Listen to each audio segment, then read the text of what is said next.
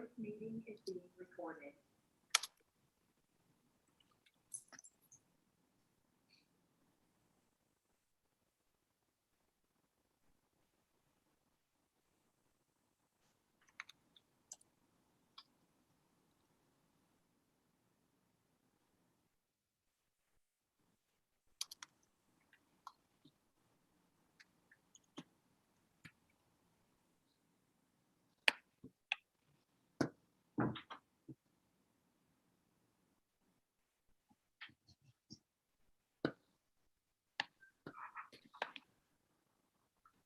So it's 6:30 right now.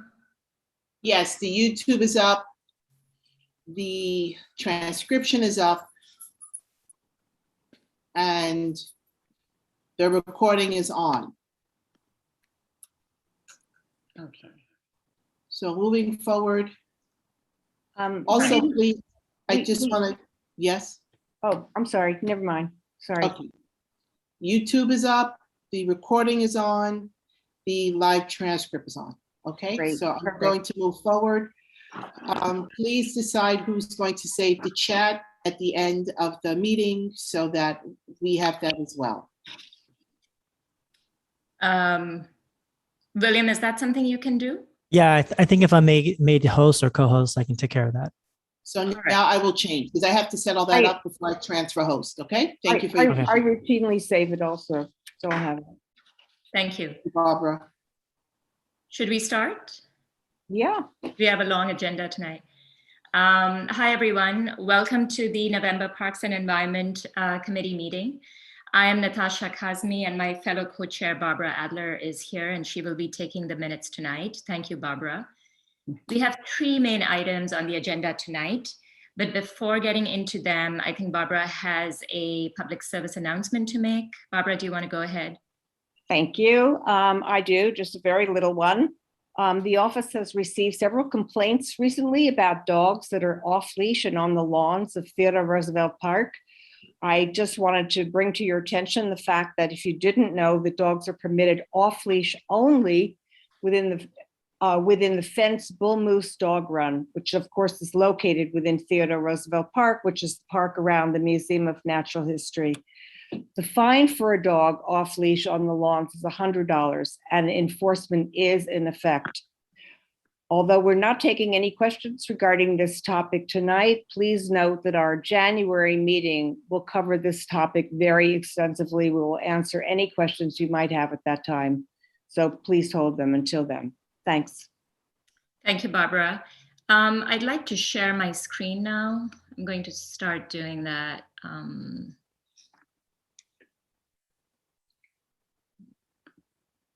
Can everybody see that? Can everybody see my screen? Yes. Yes. Okay. Yes. All right. Yes.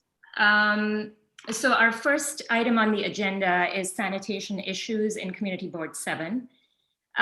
We have several speakers here from the Department of Sanitation, Department of Health, maybe even Linda Rosenthal's office, as well as community leaders who will be introduced as they start to speak. Thank you all for being here tonight. The format we will follow for tonight's meeting is that I will present some slides, then certain community leaders will speak, and then we will finally turn the discussion over to the agencies. And then we will have time for just a few questions from the board, as well as the community. So the impetus for tonight's topic is the deteriorating condition of cleanliness and hygiene on the streets and sidewalks, the parks and the playgrounds of the Upper West Side.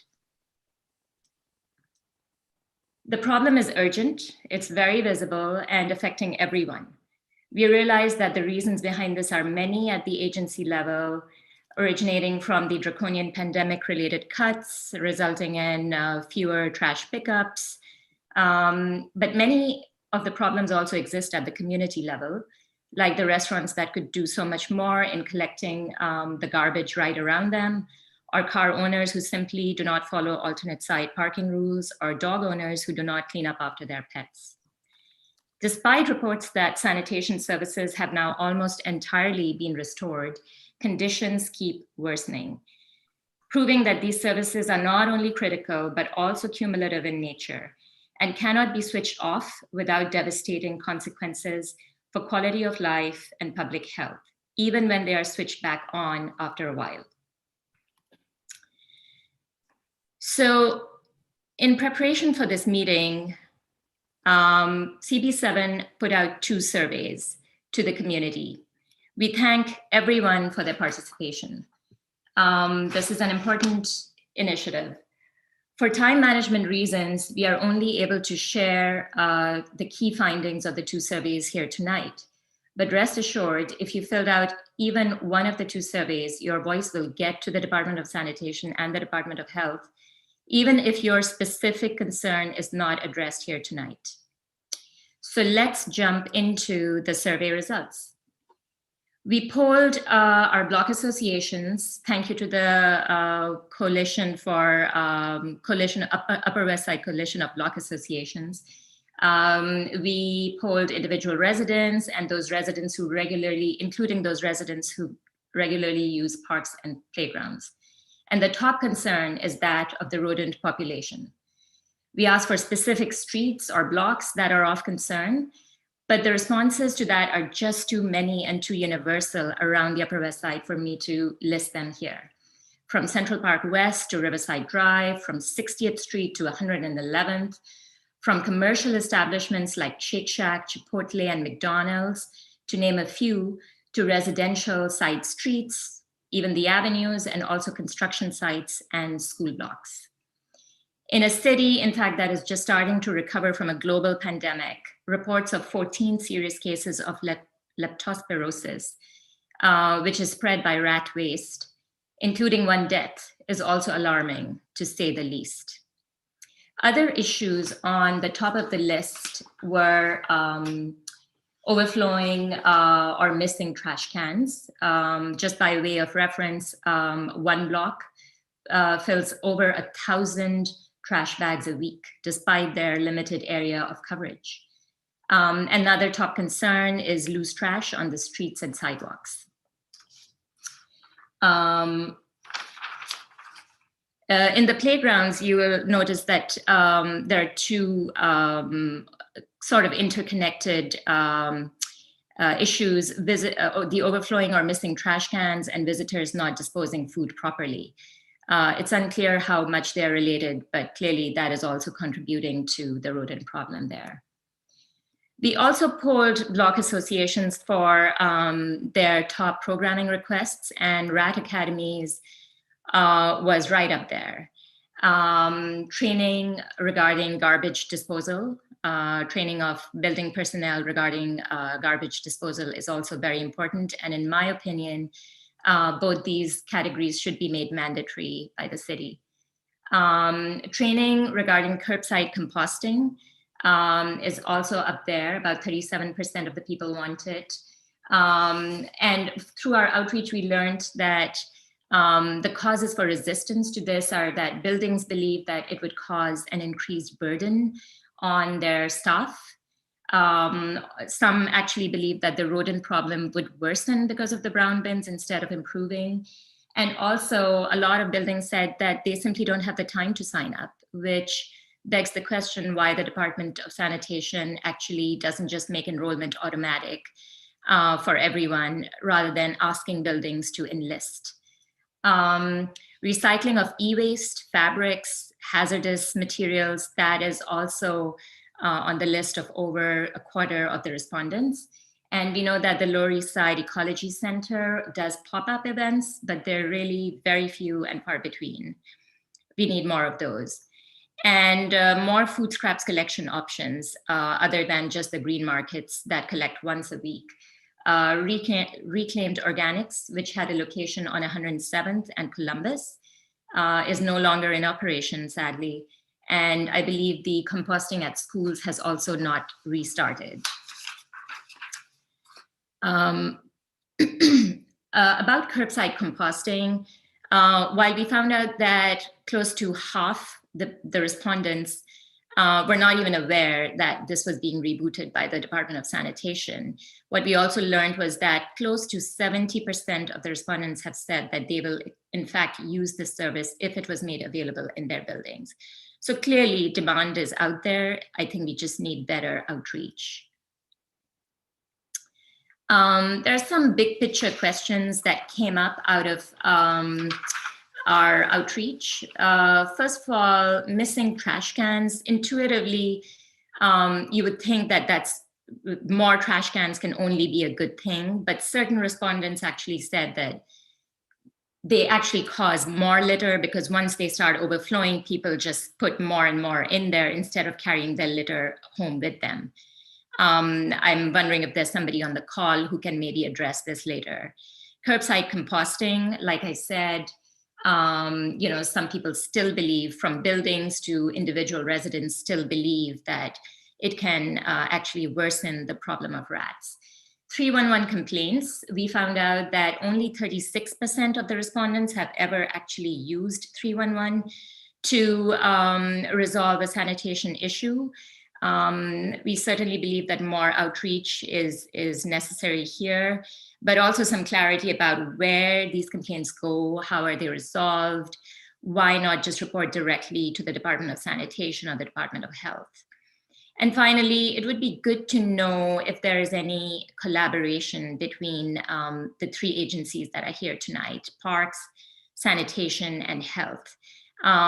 Because having a spotlessly clean street right next to a rat-infested park, it's kind of, it doesn't really do anything.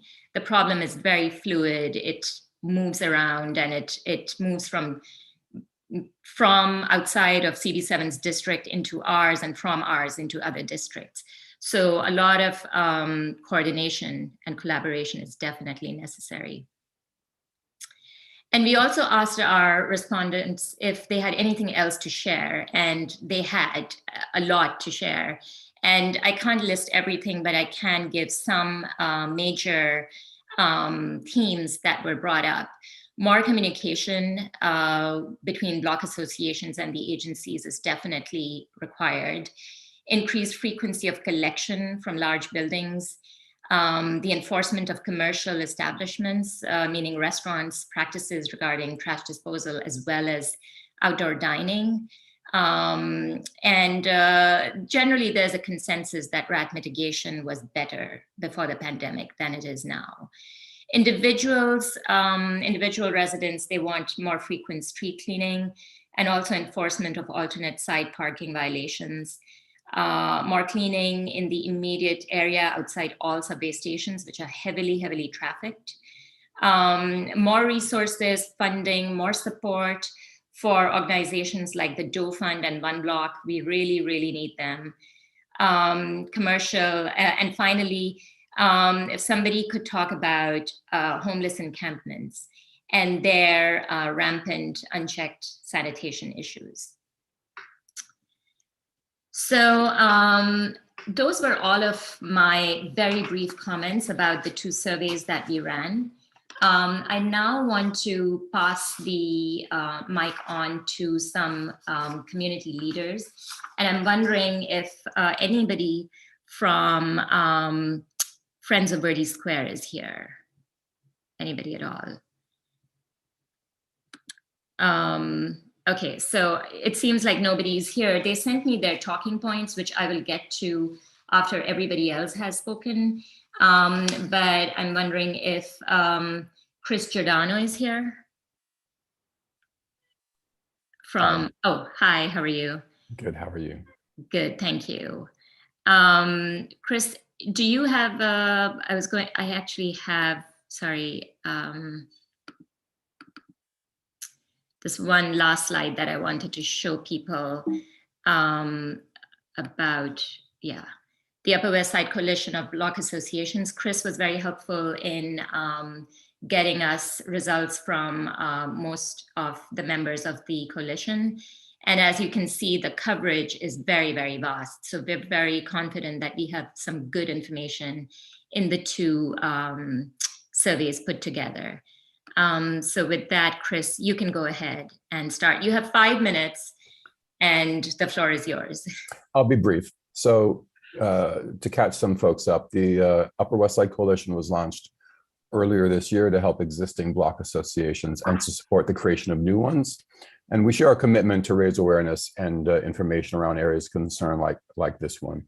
And just to amplify the message that you've shared already, it's a lot about rats, and it's a lot about how garbage is put out and trash overflowing on the streets. And what we've heard in ongoing conversations among our coalition members is, and again, amplifying your message, it's a lot about communication and collaboration and coordinating efforts. And some folks thought, well, could Community Board 7 and the district manager's role, for example, be sort of a central point in this coordination between block associations and community groups, community-based organizations, and the city agencies? Because it seems like it requires a coordinated effort to make a difference here. And then there were questions, for example, that I think we all like more information on. For example, I guess there's such a thing as a sanitation score, but nobody's quite sure what that is and where to find it. There's a solid waste advisory board. And there's also been conversation about creating an office of public space management, which would be an opportunity for these various groups to be coordinated around issues like this rather than within separate agencies. And finally, I'd like to say, this brings to mind environmental justice issues, which I know the community board has a task force focused on, because when you have a block association or a bid or other community-based groups, it often means that there's folks who are well-resourced, who have access and opportunity to work within or outside of the city agency construct. And it begs the question, what about those gaps within the community where that doesn't exist, where those bids don't exist, where those block associations don't exist, and where is their voice in this conversation? Thank you. Thank you so much. Thanks for being so brief. The survey was, by the way, Chris's idea. So thank you for that also, Chris. Next up, is somebody here from One Block? Is Anne here? Or Jake? I thought I saw Anne. Hi. Jake is here. Oh, hi. There we go. Anne is here and Jake is here as well. The floor is yours for 5 minutes. So for those of you that don't know what One Block is, started in August of 2020, initially with residents signing up to clean their side street or their block once or twice a week. Very clearly, with the cuts in sanitation, we realized that we needed to have some hired help that we're going to be doing on the avenues. So we now are bagging 1,000 bags of garbage a week on the Upper West Side. We cover where the bids don't. So from 82nd to 96th on Columbus, from 70th to 96th Street on Amsterdam and Broadway. So the fact that there is not supplemental garbage pickup on Broadway between 70th and 96th Street, think about that. Like, how could that be?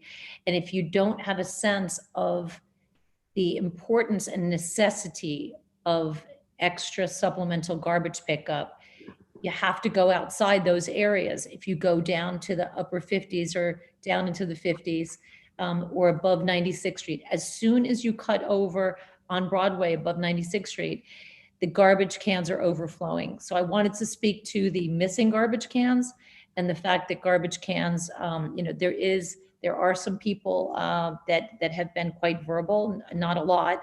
One person in particular that feels that if we have garbage cans that they breed and attract garbage, but that's what actually garbage cans are supposed to do.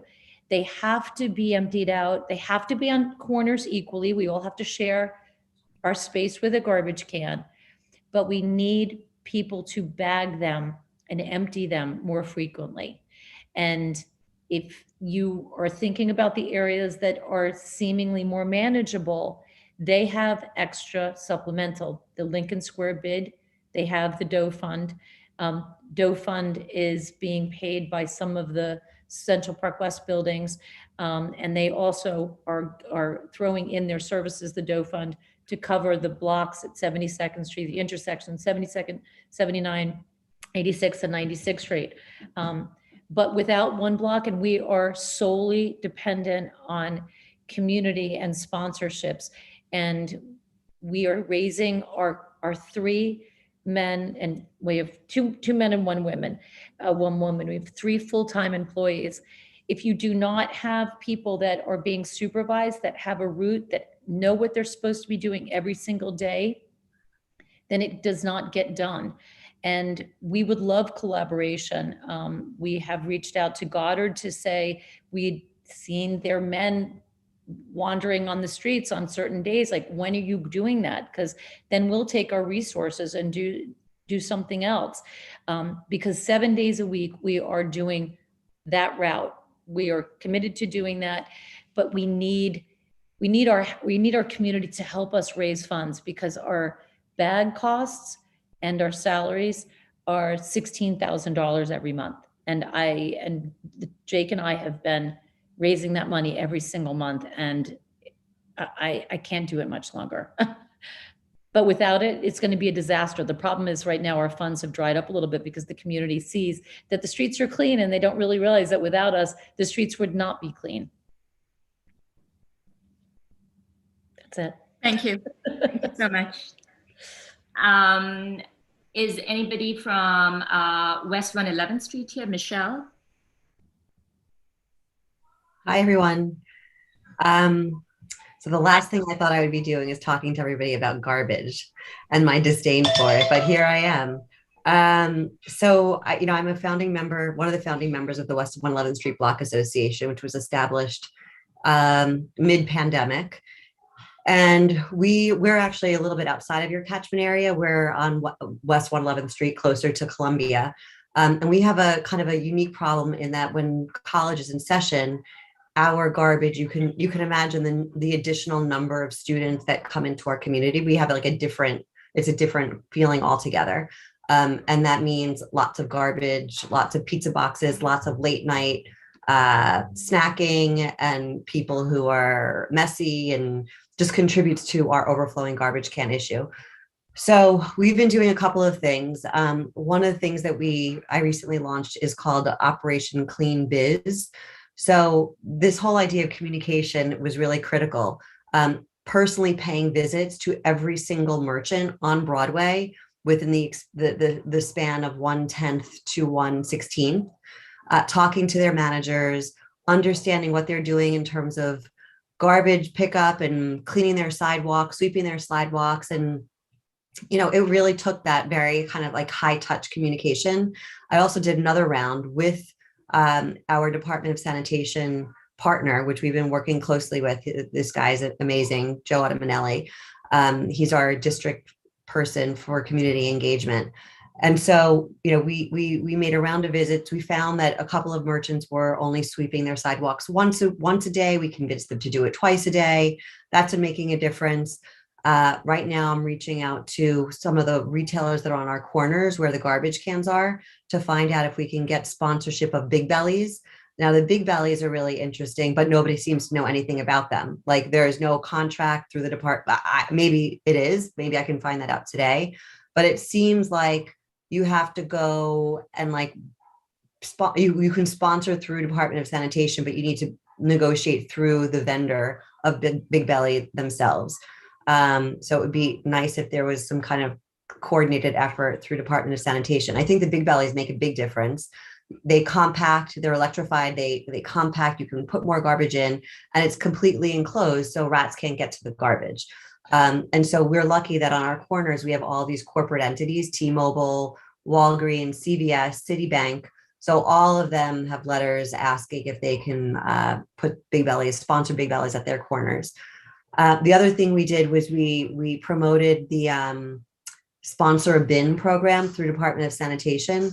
So if a business agrees to sign up, and they actually have to physically sign up, extra bags will be dropped off at their location for them to go throughout the day and take, remove garbage that's 1/3 filled in the public bins, and then replace it, add a new garbage, but then they have additional supplemental pickup.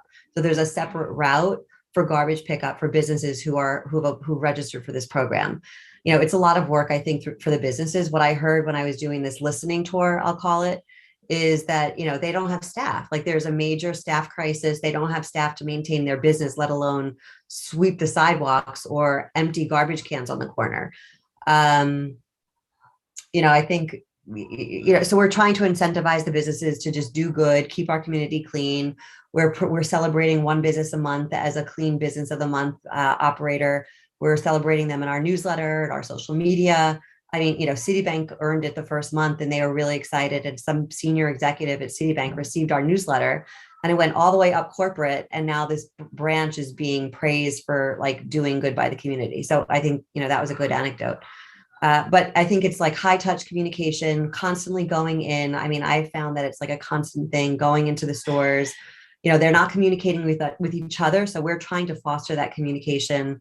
And, the rats is like a next thing for us. Like, I'm in touch with the Department of Health about like curating a rat academy, but these academies are 2 hours long. Like, I don't know, unless it's mandated. I agree, it should be mandated, because unless it's mandated, these businesses that don't have staff, these super buildings that have supers that do everything, to give 2 hours worth of time to wrap your head around this, when it's not like mandatory, might be a challenge.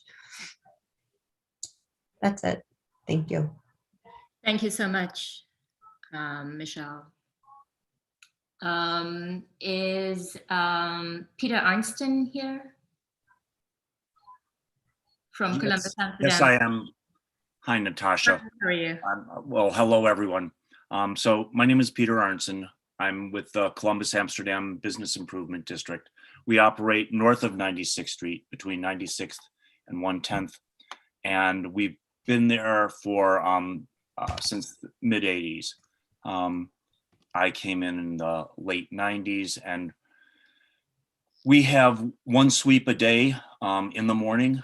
I have a team of 7 local people. There's 3 to 5 people out per day sweeping. And let's see, we have also seen the increase in rats, with rats starting to come into tree beds that we've taken care of for years. And the best that we've been able to do is do Burrow Disruption. That was a technique that we started on a number of years back when we had a problem. So we collapse the burrows, flood them with water, and try and get rid of the rats that way. We've operated just on Amsterdam and Columbus. We don't do the side streets, and that is an issue in our neighborhood. We have stuff that shows up on the corners, often from residential buildings, though we're also seeing more illegal dumping from either contractors with building waste, or from some restaurants, it appears. So we're still in the process of working that out, and we're working closely with sanitation on that. One of the things that we are hoping for is organic waste pickup, and we would love to see it be mandatory north of 96th Street. And part of the reason for that is that we have been a rat index area for a number of years, and think that there's a chance that the city would do better by having a small mandatory area where they could experiment and develop educational materials and better understand some of the problems, rather than rolling things out on a citywide basis. So, I mean, I'd like to see organics happening on a citywide basis, but I think that in terms of really developing a protocol and a method of handling this and convincing people to be part of it, they need to have a mandatory area where they can concentrate some resources. So we would love to be have that be our area. We do have an e-waste coming up on the 21st, Sunday, the 21st from 10 to 2 o'clock. We're doing an e-waste collection up at 109th and Amsterdam Avenue. And people can bring in e-waste at that point. It'll be collected through Lower East Side Ecology, which desperately needs better support from the city. And would like to see that from some of our electeds. Other things that I should be mentioning. We are, we continue to work with the trees. We have about 200 trees on the avenues that we have worked closely with for over 20 years. And those are doing fairly well, except where we've had the rats start to come in. So we've tried to focus on those. We will be doing bulb planting, which helps with the aeration of the soil, and weeding and mulching over the next month and a half. So if people are interested in that, they can get more information. Right now, we are working remotely. So my cell phone is the contact information other than our email, which is info@Columbus Amsterdam Bid. If you have any further questions, feel free to ask. Thank you so much, Peter.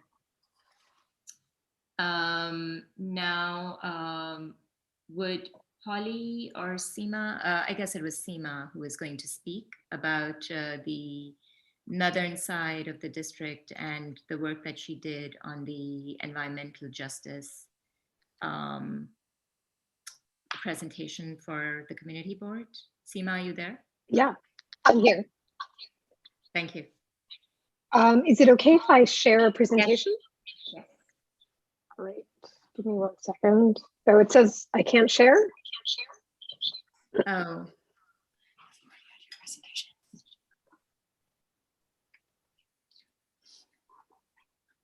William, would you know how to? Yeah, let me see if I can promote you right now to. I see also Joyce is in the chat. She was one of my fellow teammates on the study. If there's any way to promote her, I would love for her to be able to sort of chime in if that's possible as well. Yep, we'll do that right now. Thanks. So I made you co-host, so I think you have permission to share screen. Give me 1 second. Mhm. Yes. Sorry.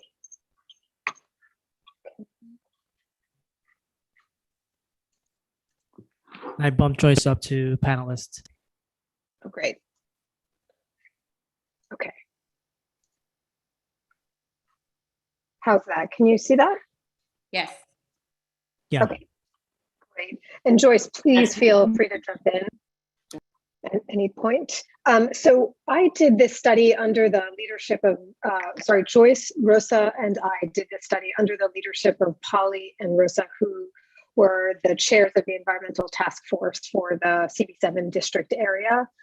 During the study, there were 2 specific areas that we focused on, and Joyce, Rosa, and I focused on the northern area of that district, which was from Central Park West to Amsterdam 100th to 110th. We broke that up basically into 2 areas, one of which was the NYCHA buildings, which was sort of the southern section of that district, and then the non-NYCHA area. Oops, sorry, 1 second. Okay, there we go. So we also did a study at the kickoff of this project, and garbage and pests were by far the biggest concern. You can see some of the pictures that were taken during that time. There were obviously other concerns as well, but garbage and pests far sort of dominated the conversation, I would say. So the 2 areas, as I mentioned, one of which was the Douglas Houses, NYCHA area.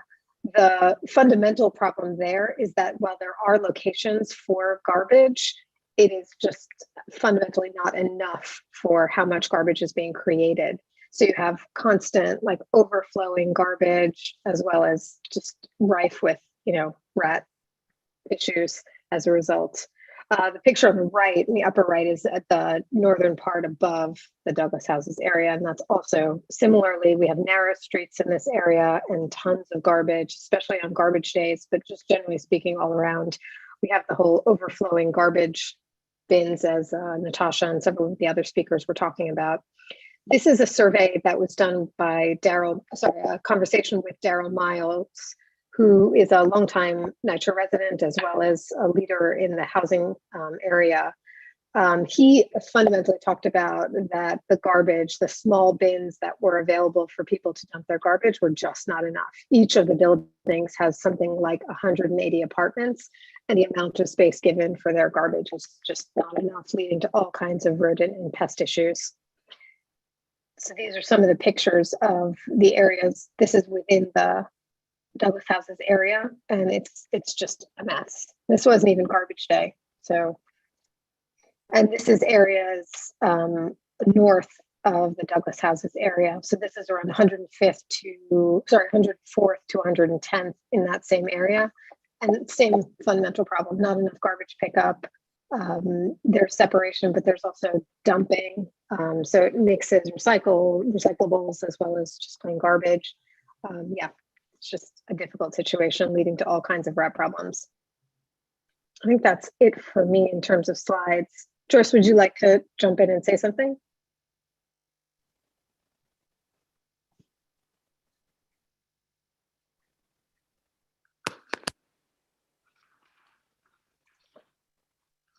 The playgrounds are also overrun with. I unmuted myself. Yeah, an update, because I have been talking with the leaders of Douglas houses tenants for a while to see about their starting a compost program. There's a model for this at Wagner houses, and we certainly want to bring them west to our area. And so we recently had a meeting that included the head of the Tenants Association as well as their super, and also the head of the Manhattan Solid Waste Advisory Board, of which I also am a member. And so we're hoping to start a compost power project there, such as in Wagner, as well as ensuring that whatever composting we do does not increase the rat population, because sometimes they can. And by the way, this is different from the brown bin program that we're talking about, which absolutely has no chance of increasing rats. So we want to also install a machine at that site that will very quickly digest the compost that is collected. So that's something we're hoping for that would start in the spring, because as we know, Douglas houses has a big rat problem. Thank you. Do you know who would be running that program? Would it be any city agency, or who would be? Well, we certainly would be working with the Department of Sanitation, and there are some programs that are city funded, like the Green City Force that we hope to enlist. The Green City Force also funds compost power. Anybody want to see what they're doing in Wagner, take a trip. It's wonderful, but it could be a little bit better. We want to do more about eradicating rats in whatever we bring to the West Side. Okay, thank you.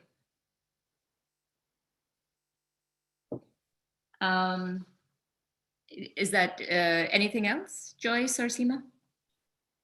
No, just hoping for more progress on these issues. Thank you. Yeah, thank you for doing this, Natasha. Thanks. Is there anybody here now from Friends of Verde Square by any chance? Kathleen, Nancy, anyone? So Friends of Verde Square they were supposed to be here tonight. As you know, Verde Square is the small park on the very, around the 72nd Street subway station, the 1, 2, and 3 subway station.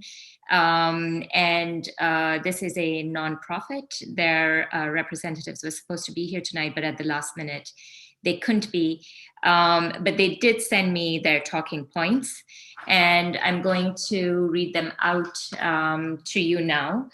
So number one on their list is, you guessed it, rats. We would love regular attention to the problem. They are significant on both sides of the park. We'd love a regular contact and schedule to eradicate.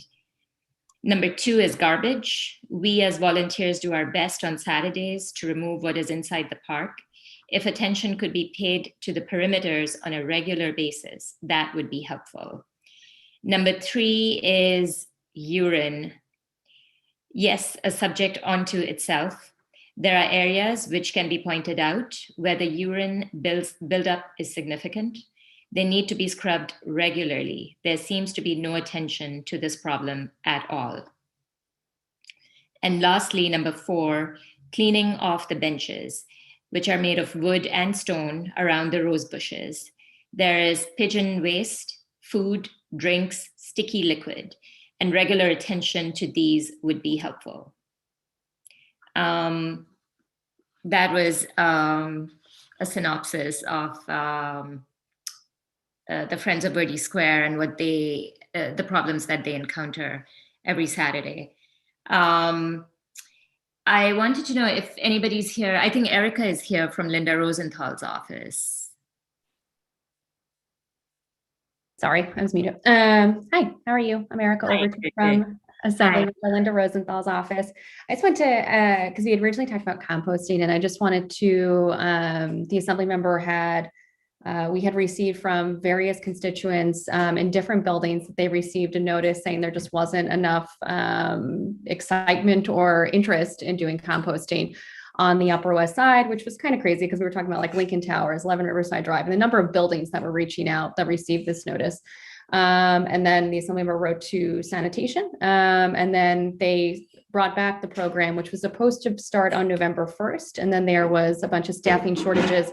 But we just got notice today that it's going to resume on the week of December 6th. So any buildings that had already pre-registered before they were told that there was no interest will be included in the program, and then the DSNY will be reaching out to those buildings, before the December 6th date to drop off bins if they already don't have any.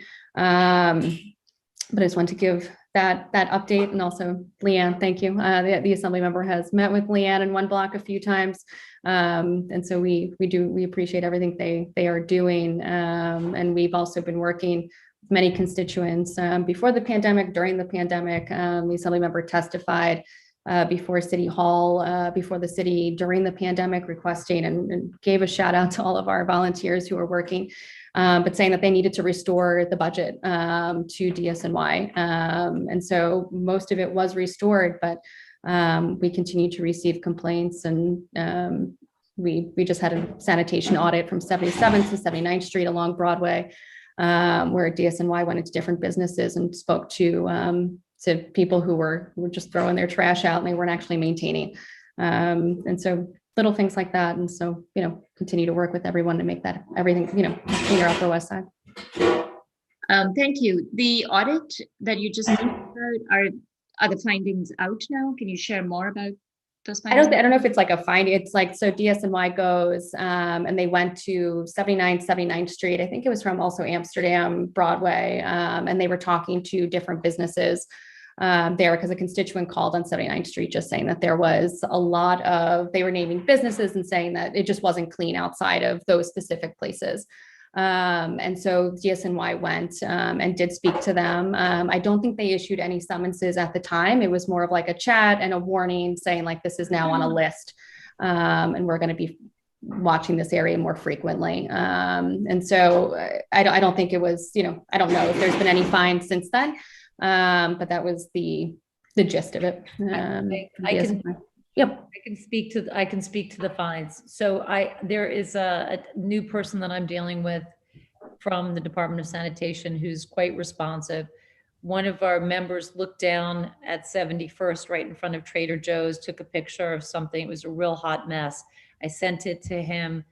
They actually went over there and said by the time they got there, it was cleaned up, but they did issue 6 summons that day in that neighborhood. We have to have one block has got 1,800 members that are local. I encourage anybody that's on this call or anybody that's not on there, if you post something on our Facebook page or if you email us, we will reach out to the Department of Sanitation. They're very responsive. We've also given them, anytime somebody lets us know or we notice a missing garbage can, there used to be on West End Avenue, one on every corner. Now there's one on east and west side. But when those are missing, and there's a bunch missing on Broadway, they will return them, they will bring them back over. So they have been quite responsive. But I do think that the summons, they have to be written, but we need the information. So if you're able to give us the information, we will report it and we will stay on them in a supportive, respectful way, and hopefully get those summons written, because it isn't okay, Erica, for somebody to just say you're on a list. They don't care. They have to be given. No, I wasn't saying that was I was cut off before, but that wasn't saying that was, they said they were going out for the first time to talk to them. I said, I don't know if anything has happened since then. They haven't alerted me, but I will ask DSNY, or maybe they're on the call and they could say that we're going back out, and they will start finding people. It's not, we did this right before the pandemic. The assembly member did 2 district walkthroughs with DSNY, and people were fined for doing that, for putting their trash just anywhere. So we have seen summonses. I was just giving this one example from 77th to 79th that just recently happened.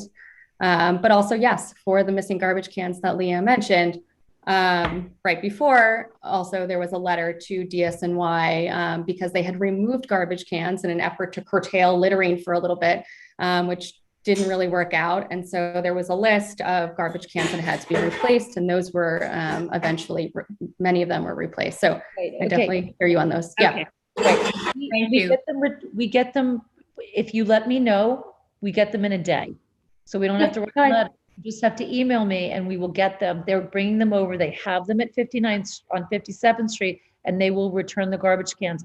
Unfortunately, there's some people in the neighborhood believe that they shouldn't have a garbage can on their corner, and they're moving them. And so those garbage cans have to be there. Yeah, thank you. And I don't mean to cut you off. No, it's but, okay. Just to let you know, Roberta's had her hand up for a while. Yeah. I just wanted to make sure that, Erica, you were done. Is there anything else that you would like to say? No, I'm okay now. Thank you. Okay, thank you very much for coming. I'm wondering if we should go, Barbara, to the agencies first before taking questions from the board. I think, Roberta, I see your hand and I will come back to you, but I think we should listen to the agencies first, because they might actually be able to answer your question before you. I just had some comments, so it's okay. Okay, thank you. I'm wondering if if Caroline Bragdon is here. Hi, good evening, I'm here. Hi, Caroline. Hi. Caroline is from the Department of Health and Mental Hygiene. So the floor is yours. I think you heard a lot of the concerns, and probably the Upper West Side is not unique in the rat problems that it is facing. And I was wondering, what actionable things are being done now, and what can be done? What sort of support do you need from the community, and what changes are being brought about now? I mean, I know everybody knows about the budget cuts that started at the beginning of the pandemic, but what's going on now? Sure. So I just wanted to start off by saying it's good to see everyone. I know that it's been a rough couple of years, and this is a community board that I've done a lot of work with over the years, and I wanted to acknowledge it's recognizable that there's been a pause in health department neighborhood level rat work, especially in my program's work in the last 2 years, and it's entirely because of the pandemic. And I want to first explain a little bit what's been going on, because I understand how frustrating it's been, because Community Board 7 had made enormous strides prior to COVID in addressing the rat population, and we had established many successful pilot programs with Community Board 7 that was beginning to kind of get us to turn the corner, and we were preparing to declare success towards the end of 2019, and a lot of that has been disrupted. So I wanted to start off by saying thank you for allowing me to come and speak to everyone, and I hope right now that we're at a point where we can resume some of the work that we're doing, that we were doing prior to pandemic. So first off, I oversee the neighborhood rat programs for the city of New York. Community Board 7 was the community board that actually sponsored many of the initial pilots, helped establish our program, and we have had a good history of neighborhood work. But when COVID hit, as many of you already know, our program went on pause, and all of my staff were reassigned to COVID-related work, and I also was reassigned to COVID-related work. We were staffing the vaccination pods. We were doing business reopening inspections. More recently, we've been doing key to the city.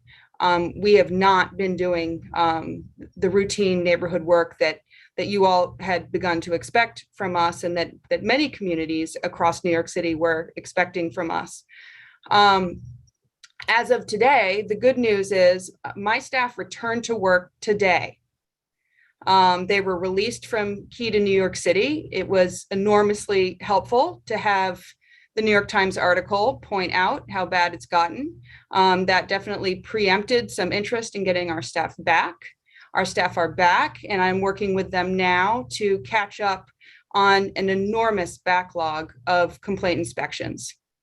So I will also acknowledge that we have had a record high year in 311 complaints for rat sightings, particularly in Community Board 7, which is number 2 for Manhattan community boards in rat complaints. This means that we're going to be spending a lot of time catching up on these 311 complaint inspections. We also had to suspend the proactive neighborhood rat indexing inspections. So for a long time, one thing that we've known is that an annual proactive inspection of all properties in a neighborhood has contributed to overall declines in rat activity, because regardless of the complaint status of a property, if you inspect that property and then notify the property owner of findings, we've found that we can begin to crash a neighborhood rat population because we're evenly notifying property owners of rat activity on their blocks. Rat indexing has been, mostly suspended. We did some indexing in Manhattan Valley this summer because it was really bad. I know from reading the complaints that you forwarded me earlier, Natasha, 107th Street featured prominently, 107, 108, 109. I am very aware of the rat activity on those blocks. We did go in and index those blocks. We did find the rat activity, and we have been notifying property owners of the rat activity. But what I'd like to do, and my priority for next steps, is to index the rest of the community board. If you're interested in seeing the work that we're doing, we also in August just relaunched the Rad Information Portal Map, where you can track our inspections over time. So our website is nyc.gov/rats. And if you go to that website, you can scroll down to a button that says Rat Portal Map. And on the map, you can look up any address and get the most recent inspection result, as well as the history of inspections on that property and the findings there.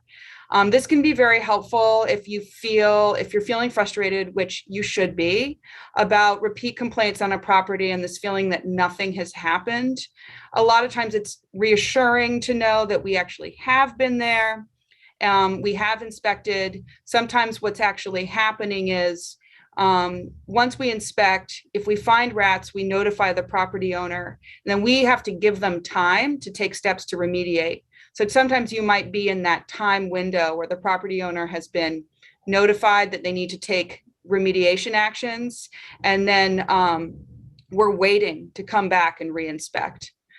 One of the other things that happened during the pandemic is that because most of the staff were reassigned, our windows of turnaround times were extended hugely. So typically, if we would go out and do an inspection on a property and found rat activity, we would be back within a couple of weeks to re-inspect that property after notifying the owner. During the pandemic, because we were working with skeletal staff and most everyone had been reassigned, our turnaround times were lengthened, which meant that if we found a property with rat activity in June, we may not have been able to return until September or October. So the length of time that the property owner was given to remediate was lengthened, which was great for property owners because they too, in some cases, were struggling with resources and trying to respond and trying to recover. But it also meant that for the neighbors or the tenants of those properties that were experiencing rat activity had a long window to wait before enforcement kicked in earnest. And what I've seen in the data is that this led to a lot of repeat complaints.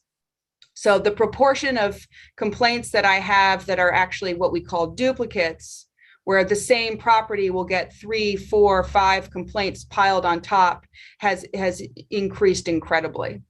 I feel that as my staff and my team gets back to work and starts responding to some of these complaints and closing them out and more rapidly following up with enforcement, that we'll begin to bring down the numbers of complaints and then really focus in on the most severe properties. I hope that makes sense. And I can elaborate more if there are questions as we go on. I really encourage everyone to look at the Rat Portal. 2 things about Rat Portal inspections. If you see a property is pink, you can look at the date of the inspection. That means we found rat activity and we've initiated follow-up with the owner. Give us a couple months to do that follow-up. Complaints that are called in repeatedly are just made duplicate and often just kind of clog up the system. If you look at the Rat Portal and you see, wow, I know this property has rats and the health department hasn't been there, or the last inspection was in 2020, then that's the perfect time to initiate that 311 complaint, because that'll give me a ticket to route for inspection. Many of you also mentioned the community board. We work very closely with the different community boards. One way that you can easily kind of help us triage priorities from this committee, from the neighborhood block associations, is by compiling your complaints and sending them to us, all in one email. And that way I can, be a little more strategic in the way that I route and respond if I hear what your priorities are. Loud and clear from the data that you sent me, Natasha, 107th Street, it's been a priority of mine. It is still a priority of this group, very clearly from the survey that you sent. And it's not just 107, it's 107, 108, and 109. We see that in the inspection data, and you'll see it too if you look at the Rat Portal inspection findings. Okay, I just wanted to mention some programs that never went on pause or have been more recently rebooted. One is we do monthly inspections on many parks at NYCHA properties and now schools in this district and throughout Manhattan. We do monthly surveys at Douglas houses. Again, very much aware of the rat activity and sanitation problems at Douglas. And we meet with NYCHA monthly to share our inspection findings and to talk about the steps that they need to take to remediate. It's a slow process, but I think NYCHA is willing to kind of hear us out. And they are looking at our monthly inspection results along with City Hall, who sponsors the Neighborhood Rat Reduction Program. We also have an MOU established with Green Thumb community gardens, which are part of the Parks Department, where we go in and we survey community gardens, and then we treat those gardens for free with our exterminators using overtime. So if particularly, Peter, I know you work with some of the gardens. If anyone in this group is aware of a community garden, a green thumb community garden that needs assistance, this is an area where I have a special bucket of funding that I can dedicate staff to weekend work in those gardens. All we need is some guarantee of access. Sometimes it's very hard to get into gardens. Also, through the Upper West Side RAT plan that was established back in 2017, we do monthly surveys of many of the playgrounds in Riverside Park and some of the monuments there, like Joan of Arc. We do monthly surveys and we deliver that data directly to the Parks Department in a monthly meeting along with City Hall. So we have special eyes on Riverside. And I can also add parks, again, if you have some high priority areas that you would like us to survey. This is a mechanism for agencies to share data back and forth, again, so that we can be more thoughtful in our prioritization of services. The health department is not providing the follow-up services at parks, but our inspectors are skilled at identifying problems and helping score them for severity so that resources can be best allocated.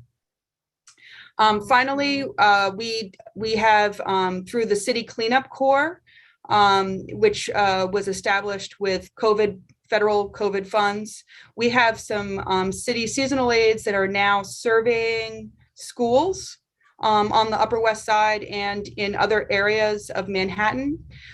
Schools, as you know, generate a lot of food waste. And when food waste is left on the curb, that attracts a lot of rat activity. So again, I can say if you have schools that are of particular concern for their food waste and rat activity on the block, I can take those referrals and add them to the list of schools that we do monthly surveys with. And then again, we meet with DOE every month to review that data. And sanitation sits in that meeting as well, so that we can help schools kind of overcome barriers to cleanliness. PS 165 on 108, 109 is, for example, one of the schools we've been really working with. M54 is a school we've been working with. So these are schools that have been referred to us that we're now trying to make some progress. Urban Assembly is another one. We have a lot of schools in CB7, again, feeding lots of kids, generating lots of waste, attracting rats, and needing assistance in the follow-up. Let's see, I'm trying to make sure I addressed. If anyone, I see there's a hand raised. If anyone wants to jump in and ask a question, or if there's something I missed, I'm happy to directly answer questions right now.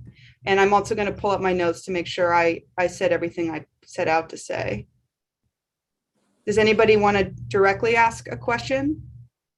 I would like to just say that Caroline is totally amazing. I was chair of CB7 for 3 years, and I had the pleasure of working with her on Rad academies and other things. And she is so responsive to our needs. Rats are a major problem. It's amazing. If you've never been to a Rad academy, I recommend that everybody in this Zoom meeting attends one of Caroline's Rad academies. The playgrounds at Frederick Douglass have some major rat problems. And I know it's through NYCHA, and I know that if NYCHA doesn't invite you, it's hard to go to the program, but we have several playgrounds on the NYCHA campuses that are having major rat problems.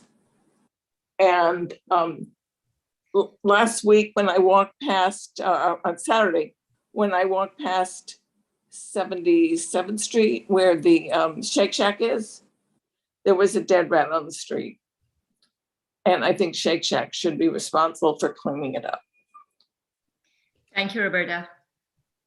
Yeah, thank you. And thank you for saying Rad Academy, because that was my note that I forgot to say. So we do offer free Rad Academy. We do offer Rad Academy in English and in Spanish. My team also can lead walkthroughs in English and in Spanish. I heard you when you said the academy is 2 hours long, and sometimes it's very difficult to convince someone to spend 2 hours of their day or of their evening in academy. The walkthrough can sometimes be a compromise. In a walkthrough, you can gather a block association or a business group, and we'll walk up and down the block. They are useful. It's that boots on the ground kind of a chance for us to, again, listen and hear what you have to say and what you're seeing. But it's also a chance for us to point out problems that we are seeing and ways that they can be solved. So do ask for a Rad Academy if you'd like to sponsor one. We're always happy to set one up in English or Spanish. And we also have lots of free educational materials that we can bring to you and pass out in a walkthrough. The playgrounds at Frederick Douglass, I know very well, and also the surrounding playgrounds that are operated by the Parks Department. And those are ones that we can do some extra surveys with. But as you all know, it's the garbage, more so than the actual condition of the playground. So it's really about just getting in there for more frequent cleaning. And I know the Parks Department has also, struggled to get more staff in there for more frequent cleaning. CB7 is one of our top priorities is to improve the playground at Frederick Douglass. So thank you, Roberta. We will be working with you on that. I have a question, Caroline. Yeah. Can you speak a little bit about the coordination between the Department of Health and the other agencies, sanitation, parks? Sure. So through Neighborhood Rat Reduction, we have a series of meetings where we meet every month. I meet every month with DOE and sanitation in one meeting, and that meeting is just to discuss schools. School cleanliness, school compliance with sanitation set out, and school rat activity. Then I meet monthly with NYCHA and with the Parks Department. We also, I think the mute will help. Sorry, Roberta, could you just mute your, thank you, Roberta. So we also do walkthroughs in partnership with just those agencies. So again, we'll offer our technical assistance. I've done lots of walkthroughs in Riverside Park, some in Teddy Roosevelt, or in some of the smaller parks where we'll just walk through with the Parks Department and talk about strategies. I mean, I have to admit, sometimes we are stumped too. You know what I mean? There are some pretty steep problems that are difficult to overcome. This is a very high foot traffic area, and there is a lot of trash generated.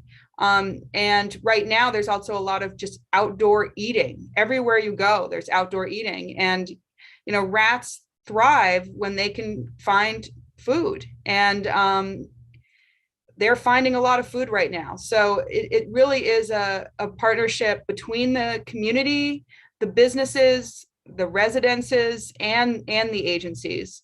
I see how much time that the Riverside Park Conservancy Group is spending treating those parks, but it's kind of an uphill battle because of the high foot traffic there. Does anybody else on the board have a question specifically for Caroline about rats? Joyce, is your hand up? So I have a coordination question that between DOH and DSNY. Namely, we were talking, or I wrote in the chat about the relationship between the brown bin program that DSNY has and starving the rats, reducing the rat population. So I also had a conversation with the outreach coordinator at DSNY about learning from DOH about the buildings that are complaining about rats, with the idea that they would reach out to such buildings because, they particularly need the brown bin program. But of course, again, we need education of people for them to understand that, the brown bin program reduces rats. So are those kinds of coordination, communications happening? And do you have any strategies to further both education and reaching out to such buildings? Pre-pandemic, yes, this is a priority area. We worked with the West 84th Street Block Association and with other blocks in Board 7 and also in other community boards in Manhattan to recruit buildings into the organics recycling program and to also expand kind of education and awareness that these bins can contribute to a reduction in rat activity. We did some early studies of the pilots to demonstrate that the curbside pickup of organic waste, of food waste, did not contribute to any increased rat activity, which is a lot of what people were concerned about.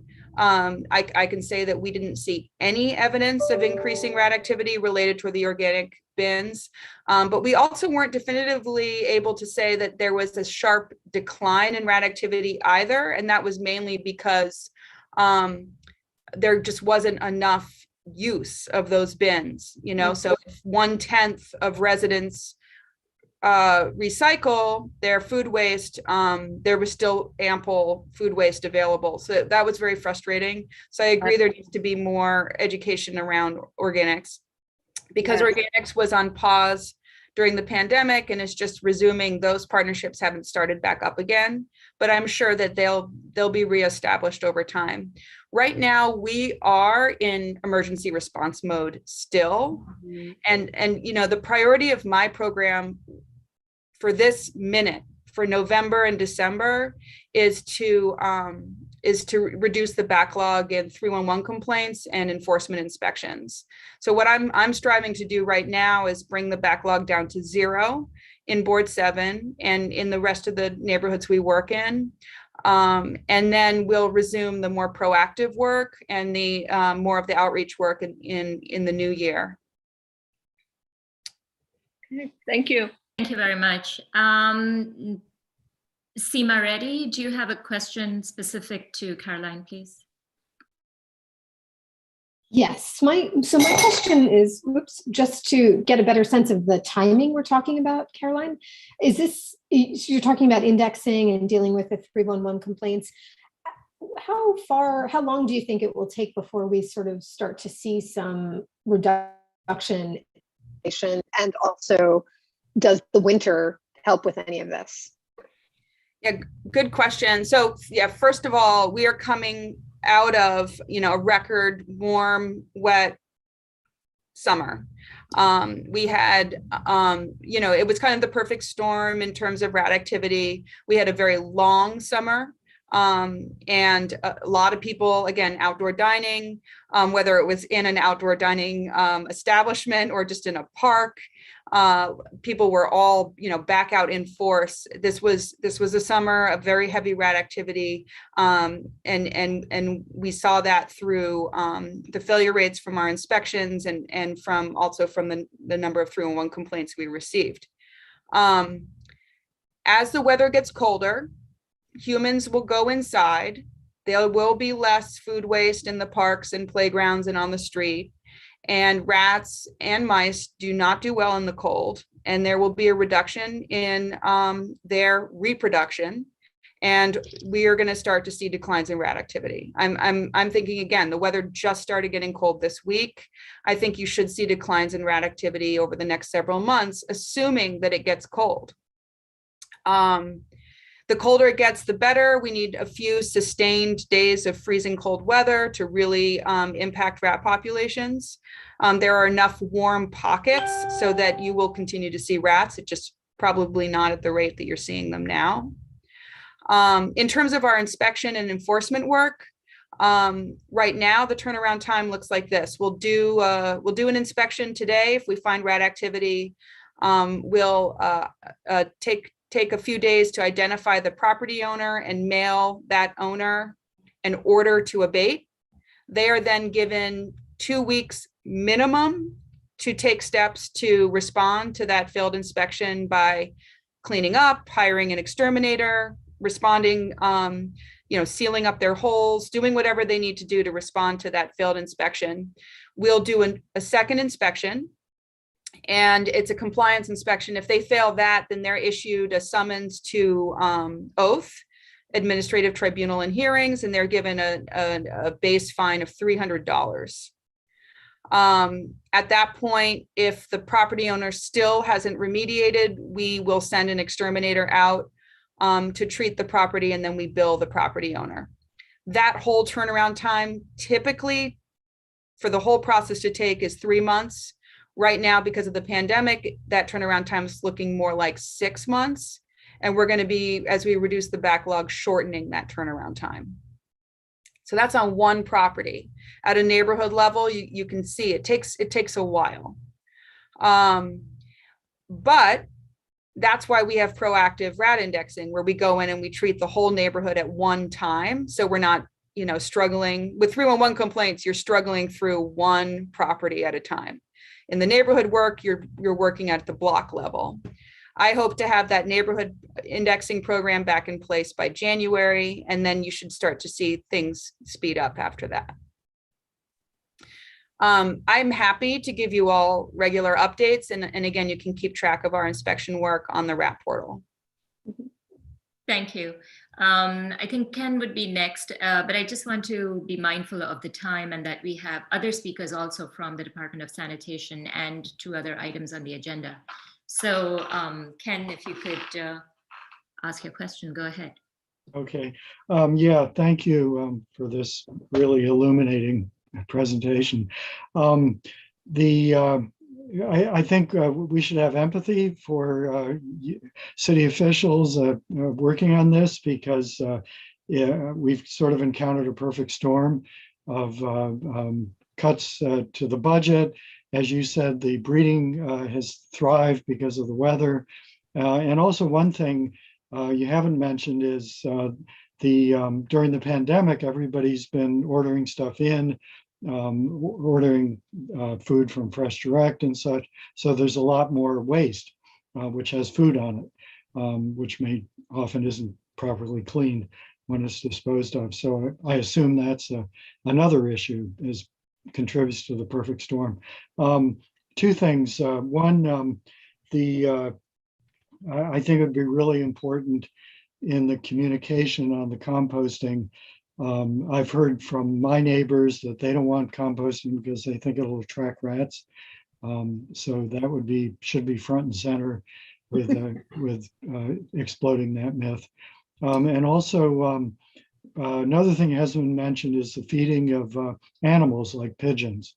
I have a next door neighbor who feeds pigeons, and that inevitably attracts rats, I'm sure.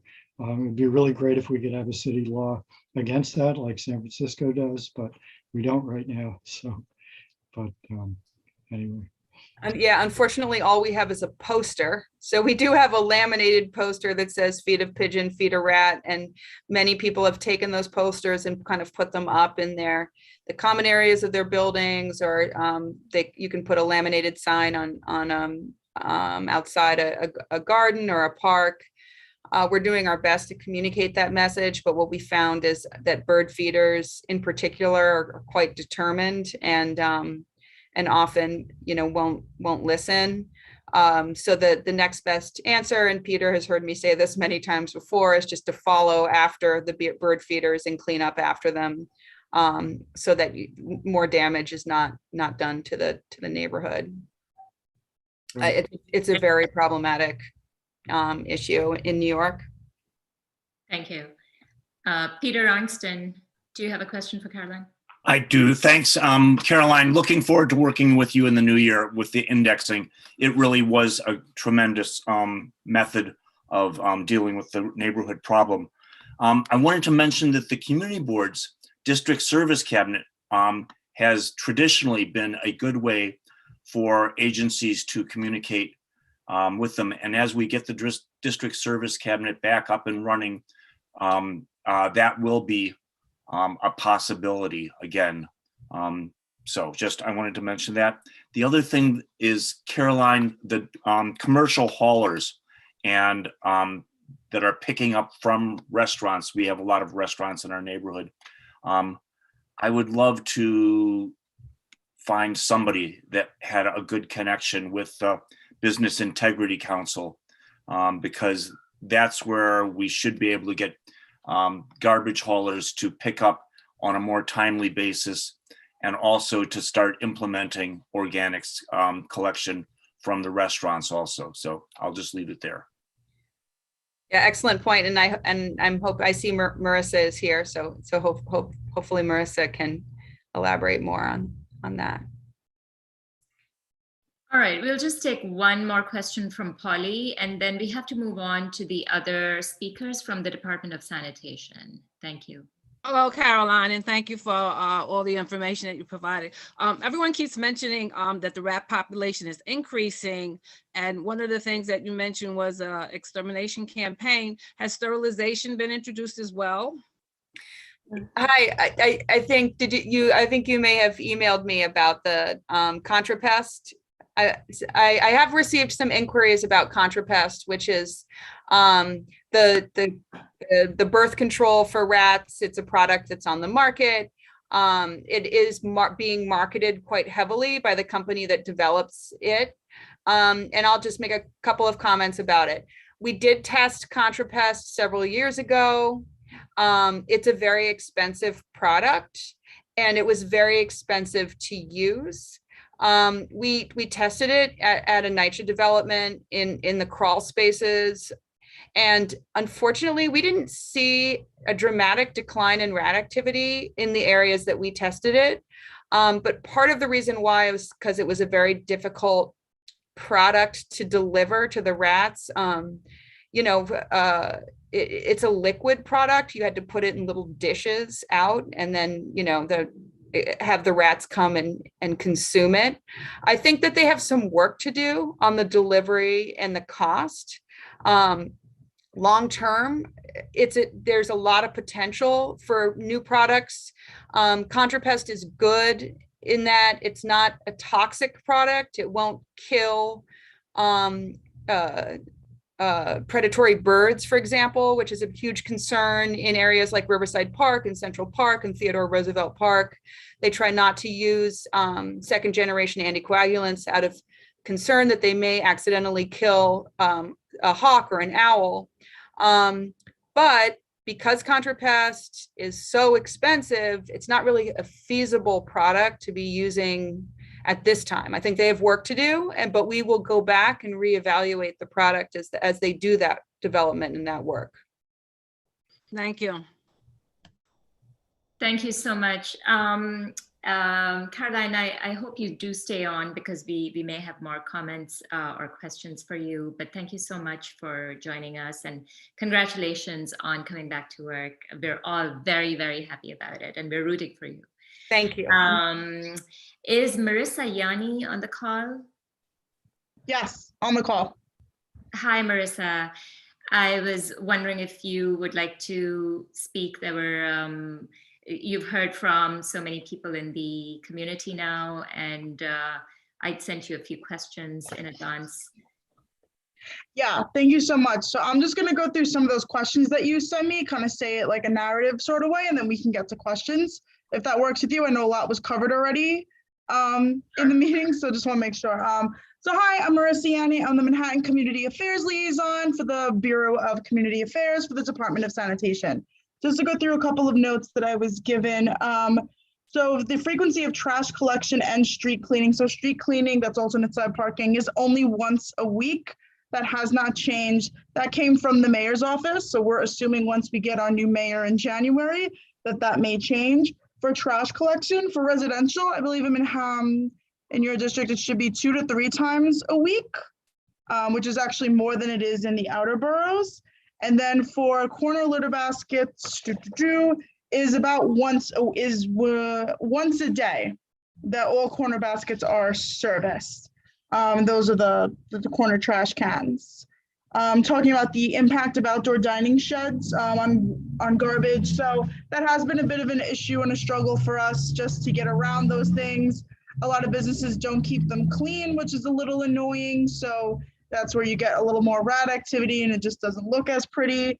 So we're just trying to get our trucks to be able to actually service those locations are always a little bit of a challenge. There was a question about the 311 process and how that works.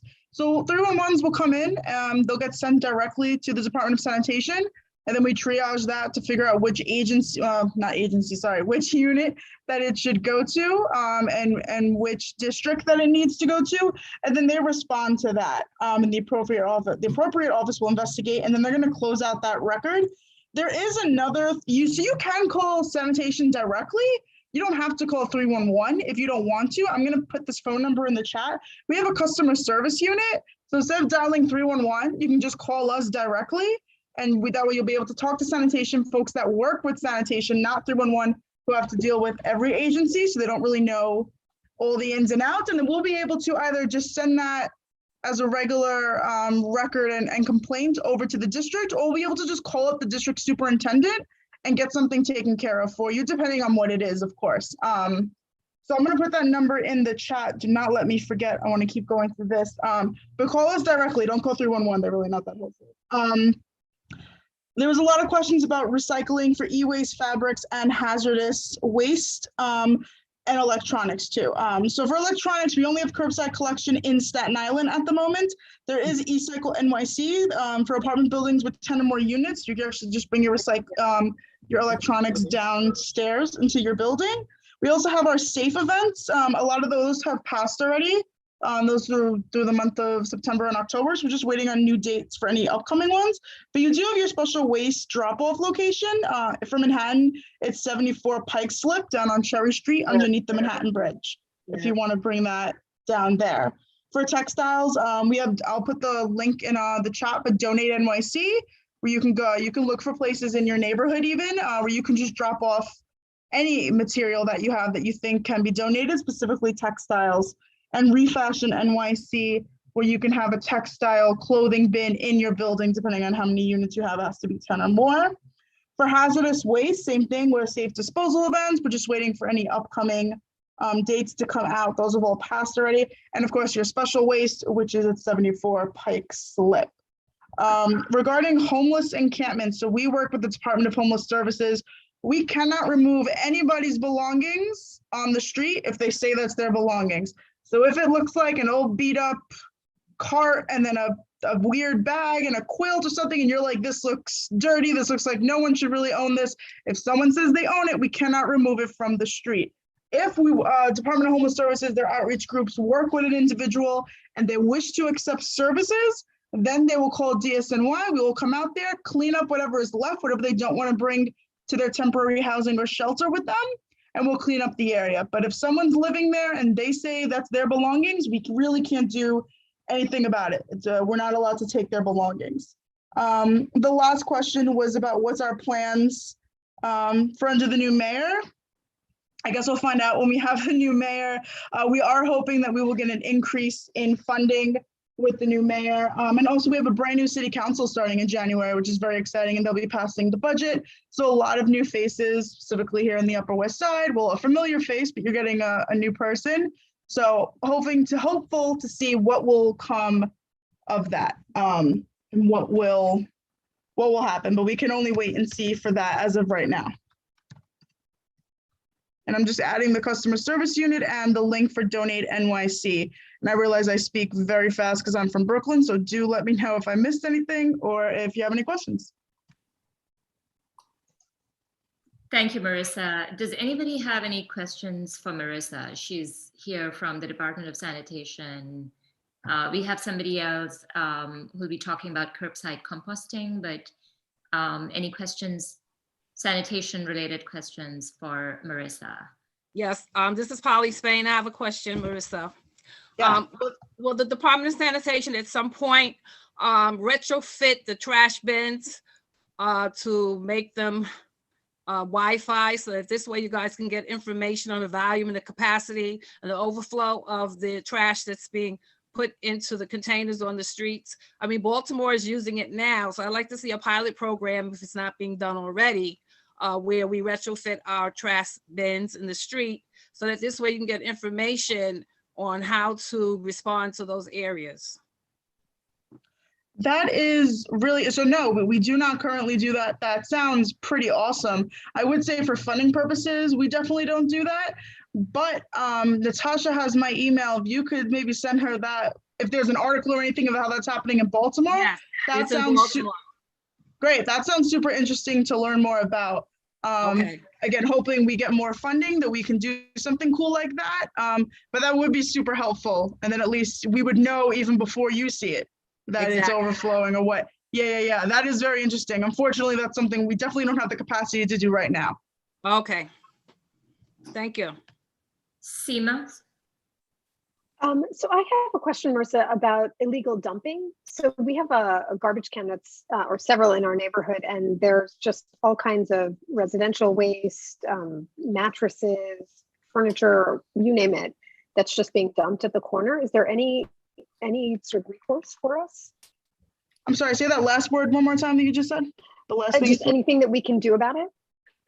Oh, for like dumping that's on the corners? Yeah, exactly. I mean, we have video of people doing it, but I can't tell you who it actually is. Yeah, so I would say, so there's two things. There's improper disposal and then illegal dumping. Illegal dumping is if it's coming from a car and someone's dropping it off. So if you actually see the license plate or anything, that's awesome. You can give that to us. If it's just improper disposal, if you just find a random couch on the corner and no one knows where this came from, just call our customer service unit and then we can send a crew out there to clean it up, to take care of that for you. That's probably the best way to do that. And then they also have an email address too. So if they ask you to send them pictures or anything, but call the customer service unit. They're only open Monday through Friday, 8 to 4. But if you see it the night before, call us the next day, and then we'll be able to directly call the superintendent and just kind of directly take care of that for you. That's the best way to do it. Don't call 311. Okay, thanks. Yeah, 311 has not been working for us. No, doesn't work for me. Thank you. Ken, you're up next, but I just want to move this along. We have 2 other agenda items and 1 more person on the line to speak on this topic. Thank you. Thank you. Just on e-waste, just a comment that if the DSNY wants to really encourage disposal of e-waste, you're going to have to make it easier to dispose of it. Going down to Pike Street with a heavy TV or something is not an option for most people, and most people are just going to put it out by the curb illegally, and who knows where it's going to end up. So disposal of e-waste needs to be a lot easier. Thank Good point. Thank you. Michelle, did you have a question?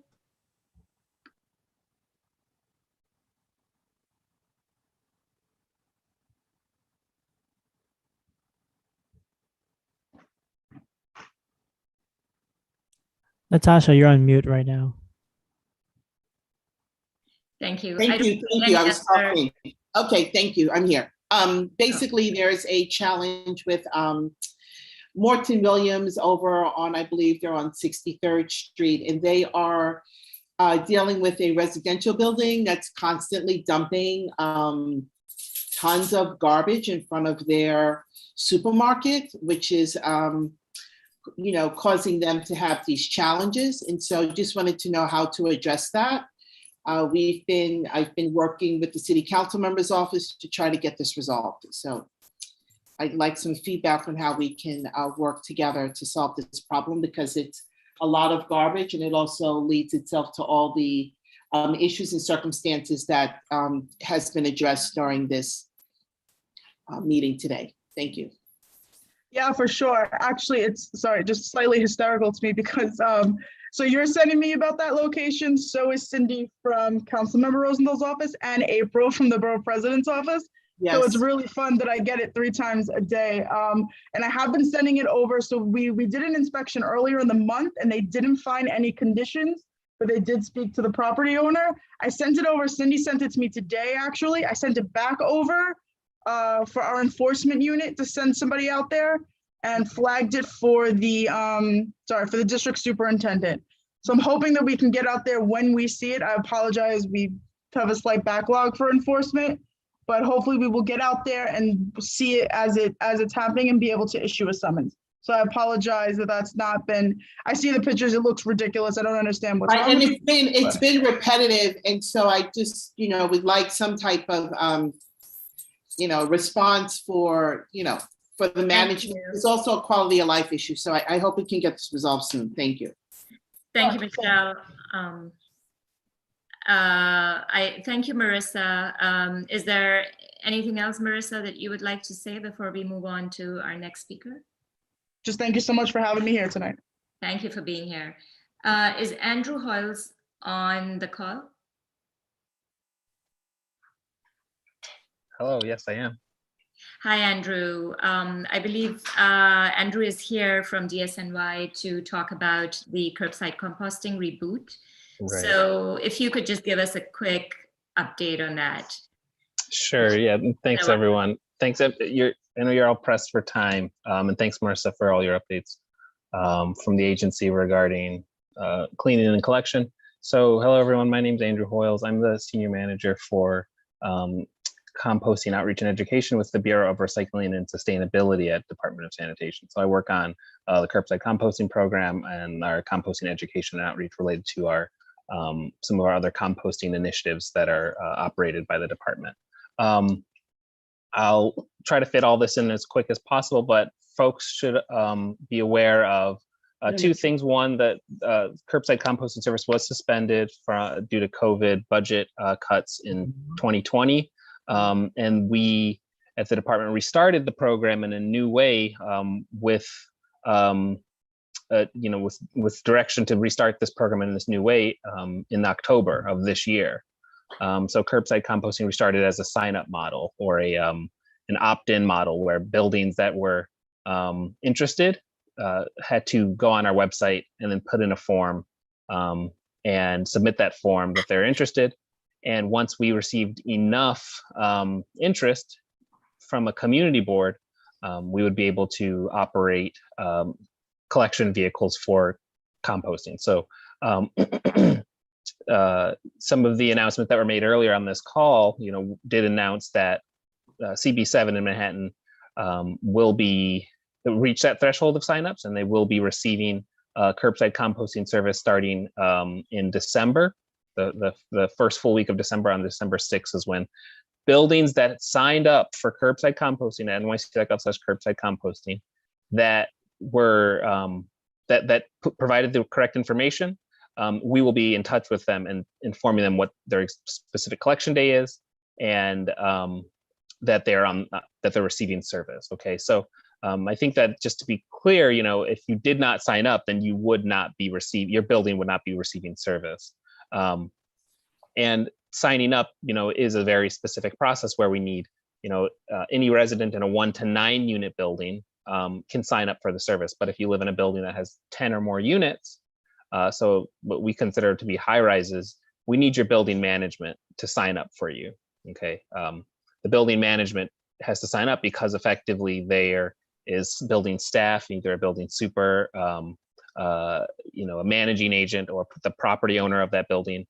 Could be somebody on the board, on a co-op board. They make decisions for the building, so they have to actually sign up. And without that sign up from that individual, we will try to seek that information. We'll reach out to the contacts that we do have at that building to get that information so that we can sign them up. But unless we get that specific sign up from that authorized representative, is what we call it, we'll have to keep trying until we won't be able to offer service to them. Because of that, we've definitely heard some concern and things like that. We at the department, we offer trainings, site visits, webinars for building management, building staff. There's always the concern and the complaint, I've heard it, that, oh, I don't have time for this, or, I have to do all these different tasks and things like that, or it's really confusing or complicated. And to be fair, it's another stream of service that some building management staff might not know how to do. So we do offer trainings, site visits. The webinar is available on our website. where you can just click through and look at all the best practices and trainings for curbside composting and how it is a different program now, but also how it is a beneficial program for your building, for rat mitigation, for odor mitigation, and also for creating compost and diverting your waste from the landfill and from incineration in general. So I think that folks should know that to sign up for service, you have to go to nyc.gov/curbside composting. That is also where you can find out information on what day of the week your service would be if you did sign up for service. We'll contact everyone via email. We'll send texts as well, text messages, and as well. But also we want to make sure that folks know that this is on our website at nyc.gov/curbside composting.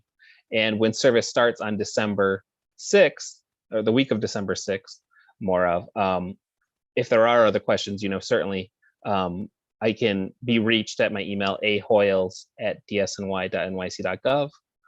We offer, even when a building does become onboarded for service, right now it's a voluntary program. So your building, the framing of this meeting tonight, your building might sign up, but if your next door neighbor building hasn't signed up, we're only doing, we can go further, I guess is what I'm trying to say. So we try to conduct outreach events wherever we'll be invited.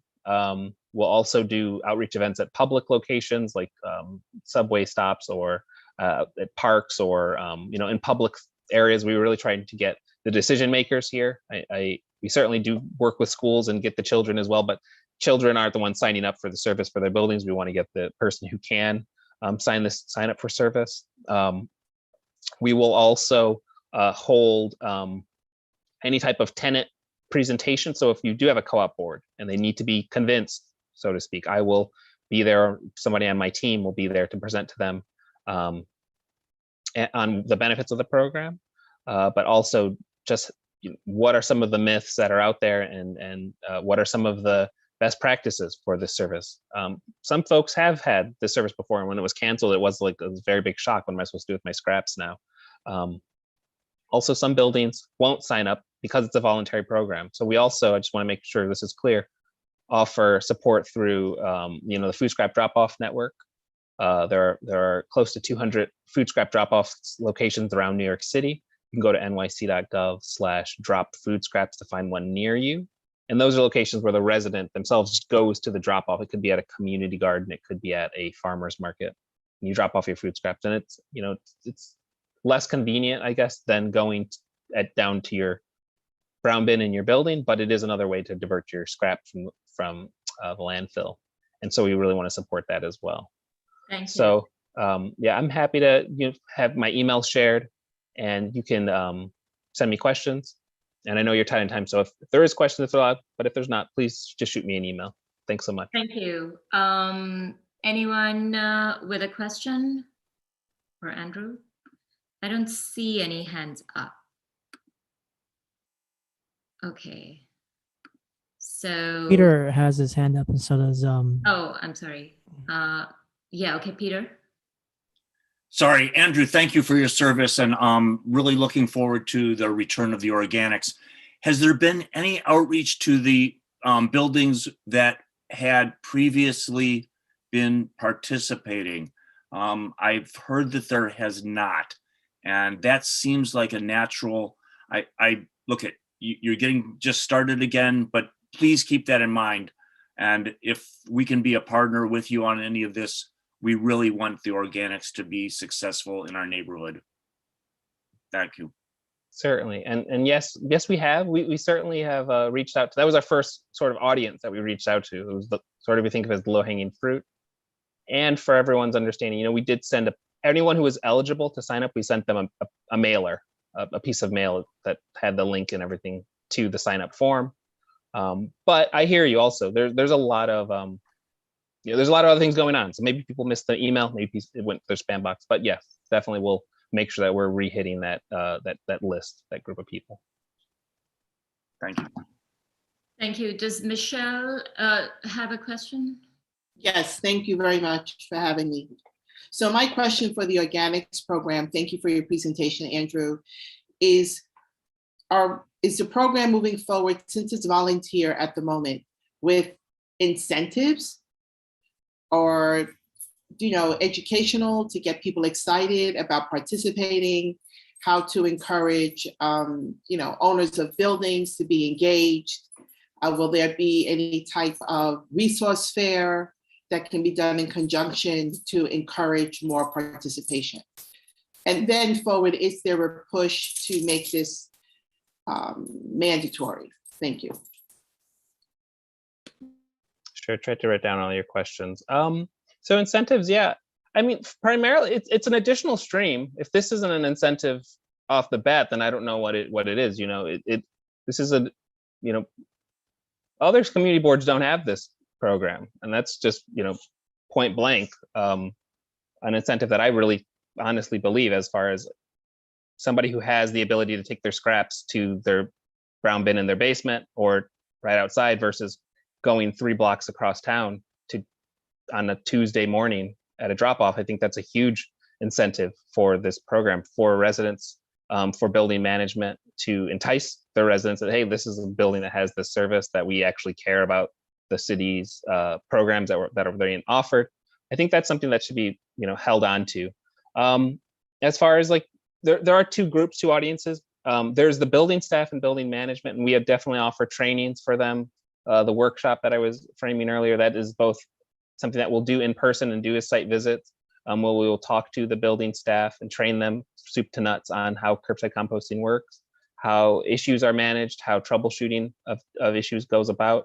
We also, for the residents, we hold kitchen container distributions. These are events where we'll go to the building's lobbies or outside the buildings. In COVID, we sort of switched things around. We'll do it either in the building or outside of the building. We'll give away the indoor kitchen containers. And that's a way to meet all the residents of the building that, hey, you have service now, but maybe you're not super aware of how to participate. So here's this little toy, this kitchen container, where you can save your scraps inside. But also I'm going to use this next 2 seconds and talk to you about how to actually use the compost bin, how to make sure that you're putting the right type of scraps in there, and just keeping odors down in your apartment and things like that. Thank you, Andrew. I'm afraid I have to move on to Mark Diller now, and this will be the last question that we will take on this agenda item.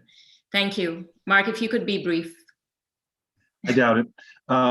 So I'm the point person from my co-op board, and last summer when I was eagerly trying to sign us up, there was a requirement that we had to attend some sort of workshop or thing. Is that still a requirement, and how does that work, and how do we make sure people do it? Yep. Thanks for the question. There was, in the very beginning, there was a requirement for a webinar. We received such a large interest from buildings over the city, we got rid of that requirement. So there's no requirement for a webinar. We send the content to your email once you're onboarded.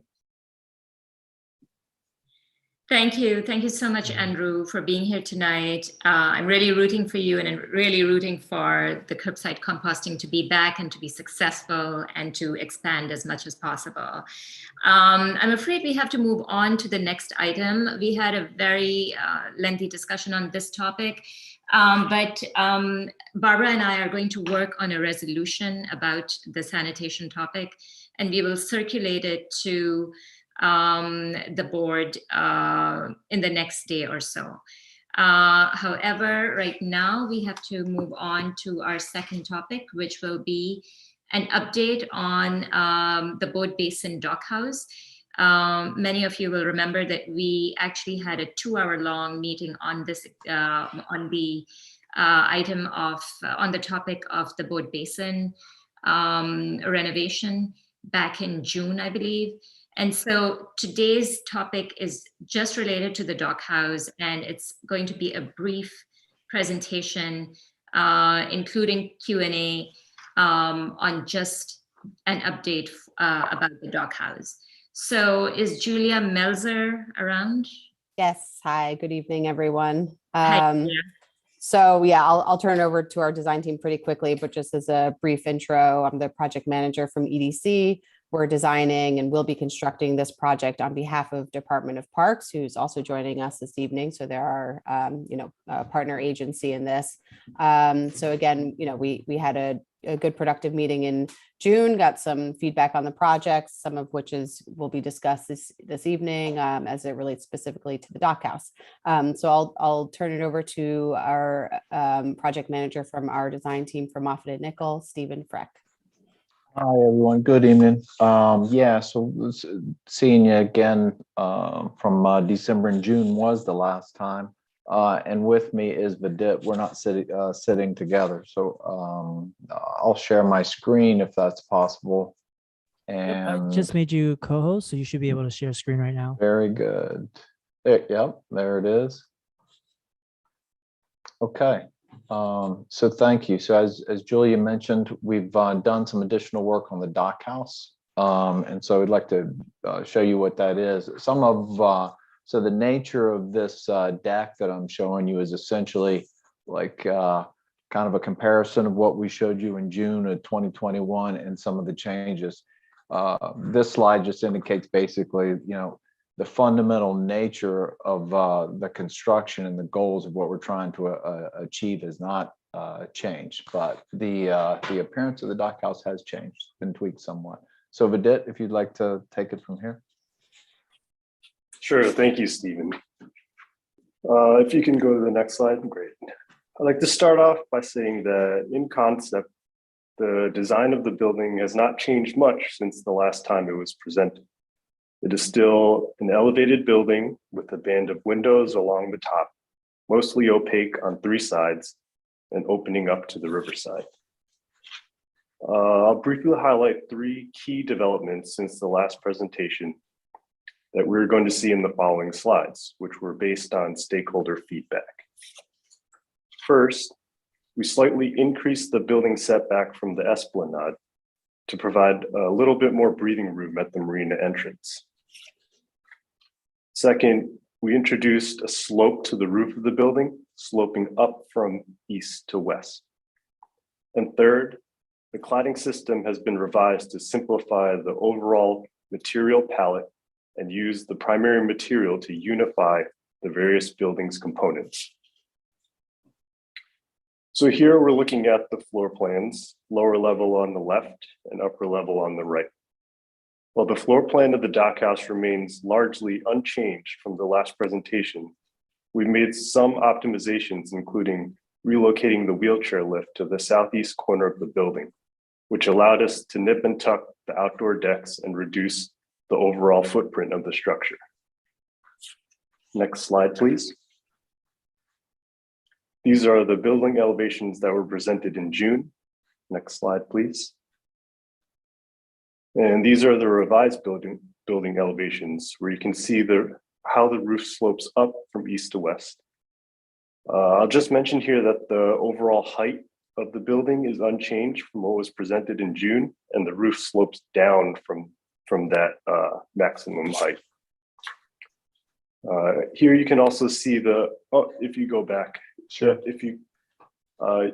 You can also see the rhythm of the revised cladding system and how its application changes to integrate the various components of the building. Next slide, please. This is a view of the building from a path to the north as last presented. Next slide, please. And this is the revised design. One thing we're really focused on as we developed the design was to acknowledge that the building sort of has 2 front doors with 2 different scales. One on the riverside at the scale of the vessels and one on the land side at the scale of the pedestrian. The gesture of sloping the roof low on the land side to high on the riverside acknowledges these 2 scales. Next slide, please. This is a view from the esplanade as last presented. Next slide, please. So additionally, to address the front door on the land side, we introduced a small projection from the underside of the building. Rather than being a tack-on marquee, it is simply an extension of the building's base, subtly highlighting the entrance. It also provides an intentional place for the building identity.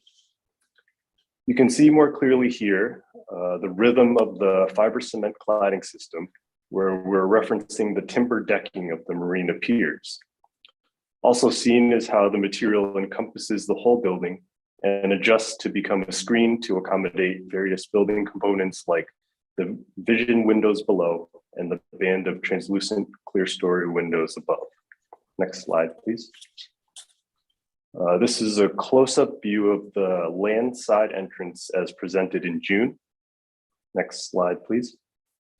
And this is a more developed design showing the projection above the entrance, including the signage, as well as security gates on the lower level at the entrance to the marina.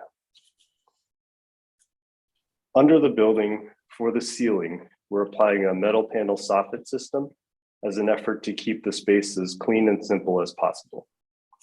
Next slide, please. And this is a view of the building from the marina, showing how the building opens up to the river, representing a beacon for the incoming vessels, while at the same time allowing for the proper sight lines out of the building to oversee the marina. For this facade, as we further develop the design, we are evaluating bird-friendly glazing treatments, including UV coatings and ceramic frit patterns, trying to balance the safety of wildlife with the building aesthetics. And with that, I'll turn it back to Stephen. Sure. Thank you, Vidit, for explaining that. This is in these largely, as far as the marina, I have a couple slides on the marina, which is just sort of a refresher. These are the same as what has been presented before, but I thought that we would go through that. The actual preliminary design plan also remains largely unchanged, with some changes with additional wave screens over the gas pipeline. We finished some additional coordination with the owner of those gas pipelines. The marina utility plan is unchanged. We're still in the same utility scheme that we were. This is the same scheme that was presented in June, how we anticipate connecting the to the rotunda for utilities. And while the structural sections are unchanged, the wave screen is deeper now than what we presented in June. So with that, that concludes what we wanted to show you, but we're available, to respond to your comments, your questions. Thank you very much. Sure. Does anybody have any questions? Please raise your hand.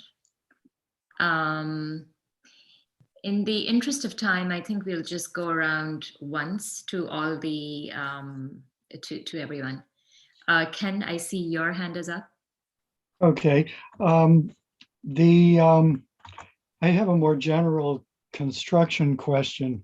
I think all the liveaboards have been asked to leave, and I think they're all gone. Although I think construction isn't supposed to start for another year or so. I'm wondering why they had to vacate so far in advance of construction. And also, will the liveaboards be guaranteed berths once construction is finished?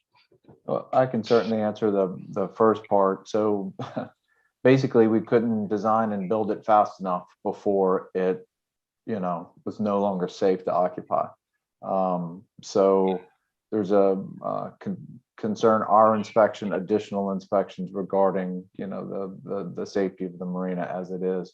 I believe on is Nate Grove, who is, with Parks, head of the marinas, and regarding plans for the previous permit holders, I'd let him respond. Sure. Thanks, Stephen. And thanks for the questions. And to all of you for getting us on the agenda this evening. Yeah, let me second what Stephen just said. I've managed the site now for nearly 2 decades. It's an 85-year-old wooden built Robert Moses era structure.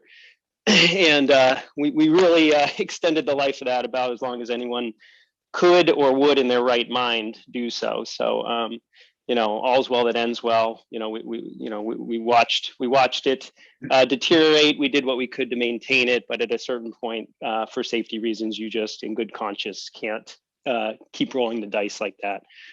So thankfully, everyone did make it out, including my staff, and we're looking forward to the reconstruction.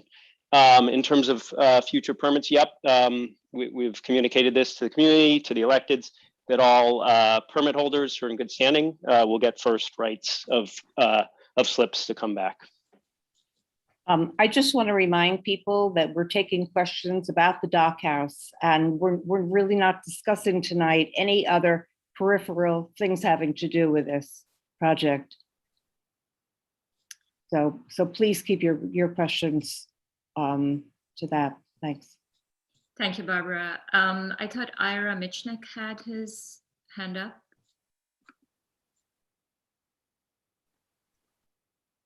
Is Ira? I thought I saw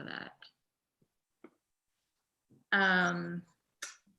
Maybe we'll go on to Mark Diller. Thank you, and I wanted to say thank you to the EDC and the Parks team for coming back to this great committee. And I think that's the image that I'd like you to keep up for a moment. I am troubled deeply by, I take at face value that you know what you're doing in making the building as big as it is and as high off the ground and off the water as it is. So it obviously is a big honking presence in the park. That said, it's obviously going to be incredibly visible and incredibly a part of the fabric of the park. And so I'm wondering about the choice of materials of the striated concrete, or whatever the correct architectural term is. Because if you look at from the water, the fenestration pattern there and the proportions are somewhat pleasing. And then you can sort of get a great concrete wall when you're in the park looking out at the water. I'm wondering if, and again, I'm no architect, Ira is, whether continuing that somewhat more pleasing glass expanse around the north and east and south sides is possible, or some other choice of material that doesn't look so very, I'm sorry to say, industrial. I'm wondering if a different choice of materials is possible and what we would need to do to make that happen. Thanks for the chance to ask a question. Sure, Mark. Good to see you again. But I'll let you respond. One thing I'd like to point out, though, is if we consider the program of the building, there were comments before which we, took to heart, that there was a desire to be able to see through the building. When I say program, I mean, what the interior use of the building is. And so for some of those reasons, we can't, line up the ability to have glazing all the way through and have a translucent building. So that's one concept that just indicates the shape of the building or informs the function of the building. But if you'd like to talk about like the precedents that you cited regarding the material, I think that might prove useful.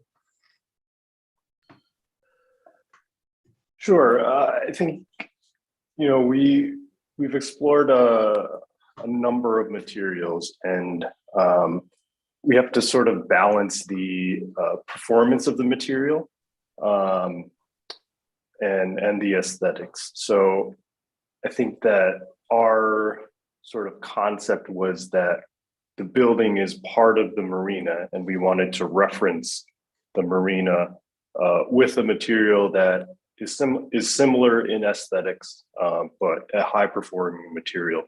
One thing that we have been exploring is the clear story band at the top of possibly reducing the density of the screening so that the sort of clear story, the translucent glass is more evident. So, you can imagine that in the evening,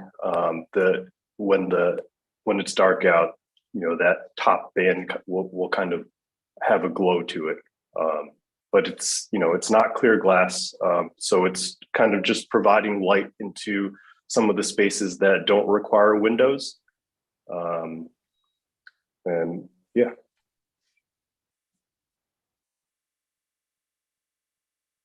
Thank you.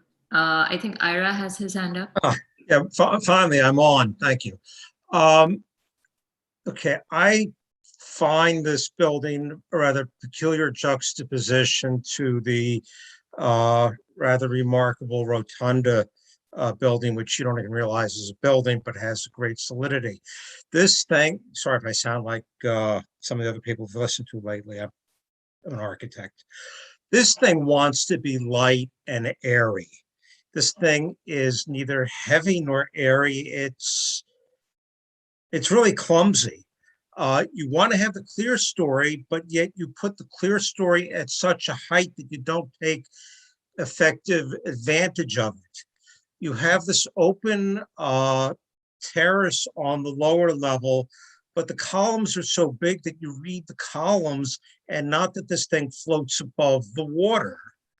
And, you know, if you think about this, those piers really ought to read similar to the masts of a sailboat. This should be fairly light. This thing should defer to the rotunda, not try to be, I mean, this is certainly an improvement over what you had before, don't get me wrong, but it still is way too solid. And I don't understand really how this thing the roof terminates, because it looks like the channel glass is open on top, which it clearly isn't. And so it would help if you actually elaborated on that. So what you would end up with is a solid band of what you want to enclose, a big clear story, and then this plane on top that looks like it's floating over the whole thing. So you have a plane on top floating, you have a band of glass, and then you have a smaller piece that's solid, and then you have another plane, which is the plane of the terrace itself, which should appear to float. I mean, this is a marina, by the way. We talk about floating things here. And then the deck itself, and the columns look like they really look big for what you're supporting, because what you're supporting reads kind of light once you have the channel glass and the fiber cement panels. And by the way, the fiber cement panels are actually not concrete. They're hardy board or something. Anyway, they're not that solid. They read more as siding, which is kind of okay. And they'll read kind of light too. But you can also have them in different colors too. This sort of muddle here that doesn't really help. We need to wrap it up now. Thank you. Okay. Anyway, I'm giving you an architectural critique of it. You could give it another go round and to actually really express what you're trying to express so that it becomes something less, more architecture and less diagram. Thank you. Well, thank you, Ira. Like, I'll just respond to part of that. And so I'm an engineer, so I'm licensed in New York. I'll be the engineer of record for this project. So unfortunately, I'm going to be an engineer giving an architect an answer. And I don't think they ever like that. The bottom part is really what I can discuss, like, and Vidit can talk more about what can be developed along those lines, what you're saying, and the value of how the fenestration would work and the stacked concepts that you're talking about, how the glass would terminate.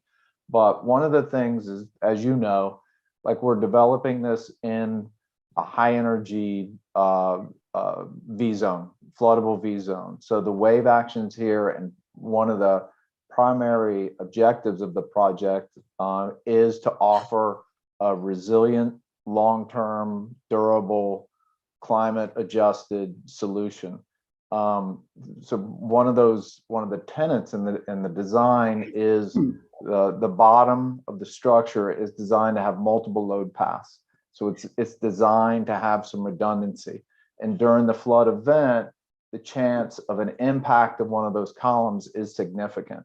So there's some structural reasons why those are the size that they are. I think we changed them to round in response to one of the comments to try to make them, appear a little bit less.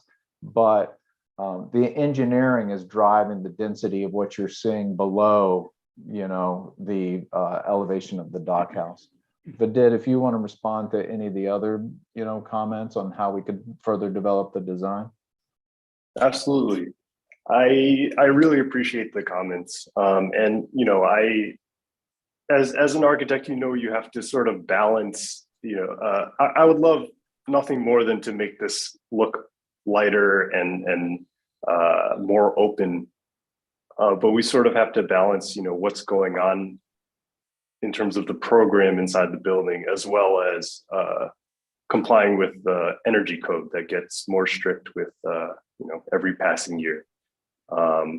So, as we develop the design, we'll carefully look at all of the detailing, and, in this design, we are hiding a lot of the thickness that kind of was more evident in the previous iteration that was presented in June.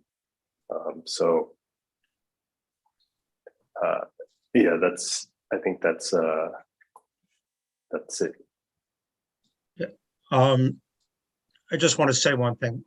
Just go down. I understand that a lot of this. We're not taking multiple questions from people. We're running very short on time. Okay. Thank you. I think Barbara had her hand up. Yeah, I have a fast question. I was interested in knowing what happened when you went back to the PDC. Did you present these changes and did they accept them? They did. We did present these changes to the PDC and they did accept them. They wanted us to show them to you as well. Okay, but you're basically ready to move with this, is that correct? That's correct. Okay, thank you.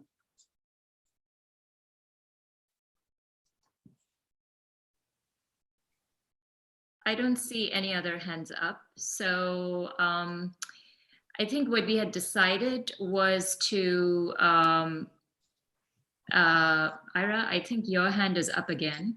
I just want to say a couple of sentences here. It might be well worthwhile to there are a number of buildings that have been done in the rest of the park and in the Hudson River Park down along the river. And I understand that they were done under previous flood regulations, but a lot of them, there are hints that could be taken from some of those, and it would be well worthwhile when it comes to detailing some of those that you might want to take a look at those buildings, which use some of the same methods you're talking about. Thank you. Noted. So I think what has already been done is that a letter has been drafted to the EDC, correct, Barbara? And we will be amending, it was drafted by the former co-chair of the committee and Barbara, and what we'll be doing is amending that to include the information that was shared here tonight. And then we will circulate that letter to the committee in the next day or so. Mm-hmm. And then we will get it out to the EDC. Barbara, is there anything that I'm missing? No, not really, except that this letter was drafted by Clary, and then it was not accepted by either myself, actually, or the chair of the board. And I missed. Yeah. And then there was a very, very long hiatus. The letter we didn't get the letter until about 2 months after the EDC had first presented to us. So anyway, one thing and another, we have rewritten the letter, and Tasha and I have rewritten the letter. It was approved by the chair of the board. We decided that we would hold it when we learned that you were coming back to us tonight. We learned that, we decided to hold it and just revise that portion. And that's what we will do. And we'll get it out very quickly now. Thanks. Thank you. Sounds good. And, we'll plan to return in the spring with our next iteration of design updates and updates on the schedule overall. Thank you. Thank you, everyone, for joining us tonight on this topic. Our next topic of conversation is the Chess and Checkers House in Central Park. And I'm looking for Chris Nolan, or Lane, or Gabby. Yeah, this is Chris. Good evening, everybody. If I could I'll jump right in. I'll share my screen. Give me 1 second. I'm here with Lena Anizio, who's our Vice President of Planning, and Denise Keaveney, I think, is out there also, who's our Director of Architecture at the Architecture Studio, and Gabby, who's works in our office. Chris, I promoted you to co-host, so you should be able to share your screen right now.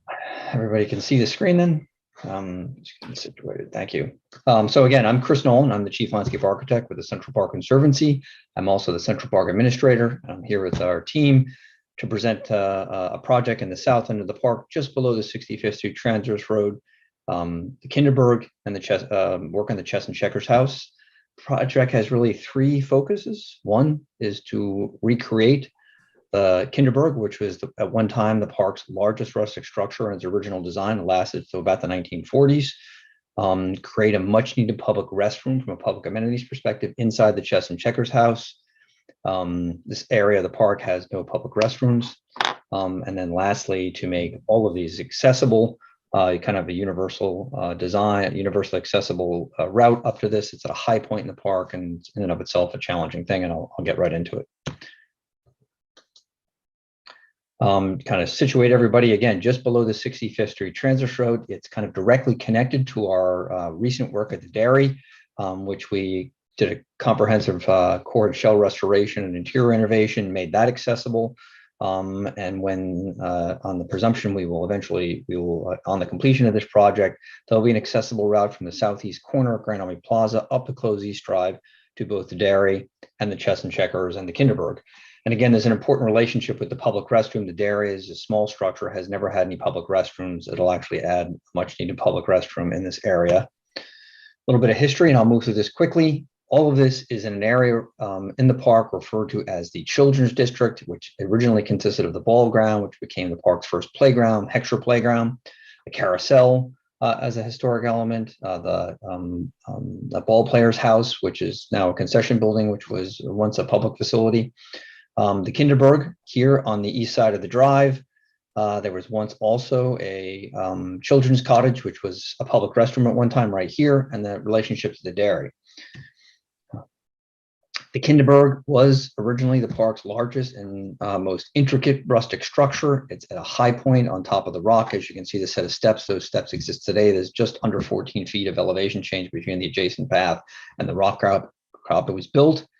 As a bit of a respite for caregivers and small children. This was the Children's District. It was actually for Park's first swing set was just adjacent to this structure down in front of the Dairy.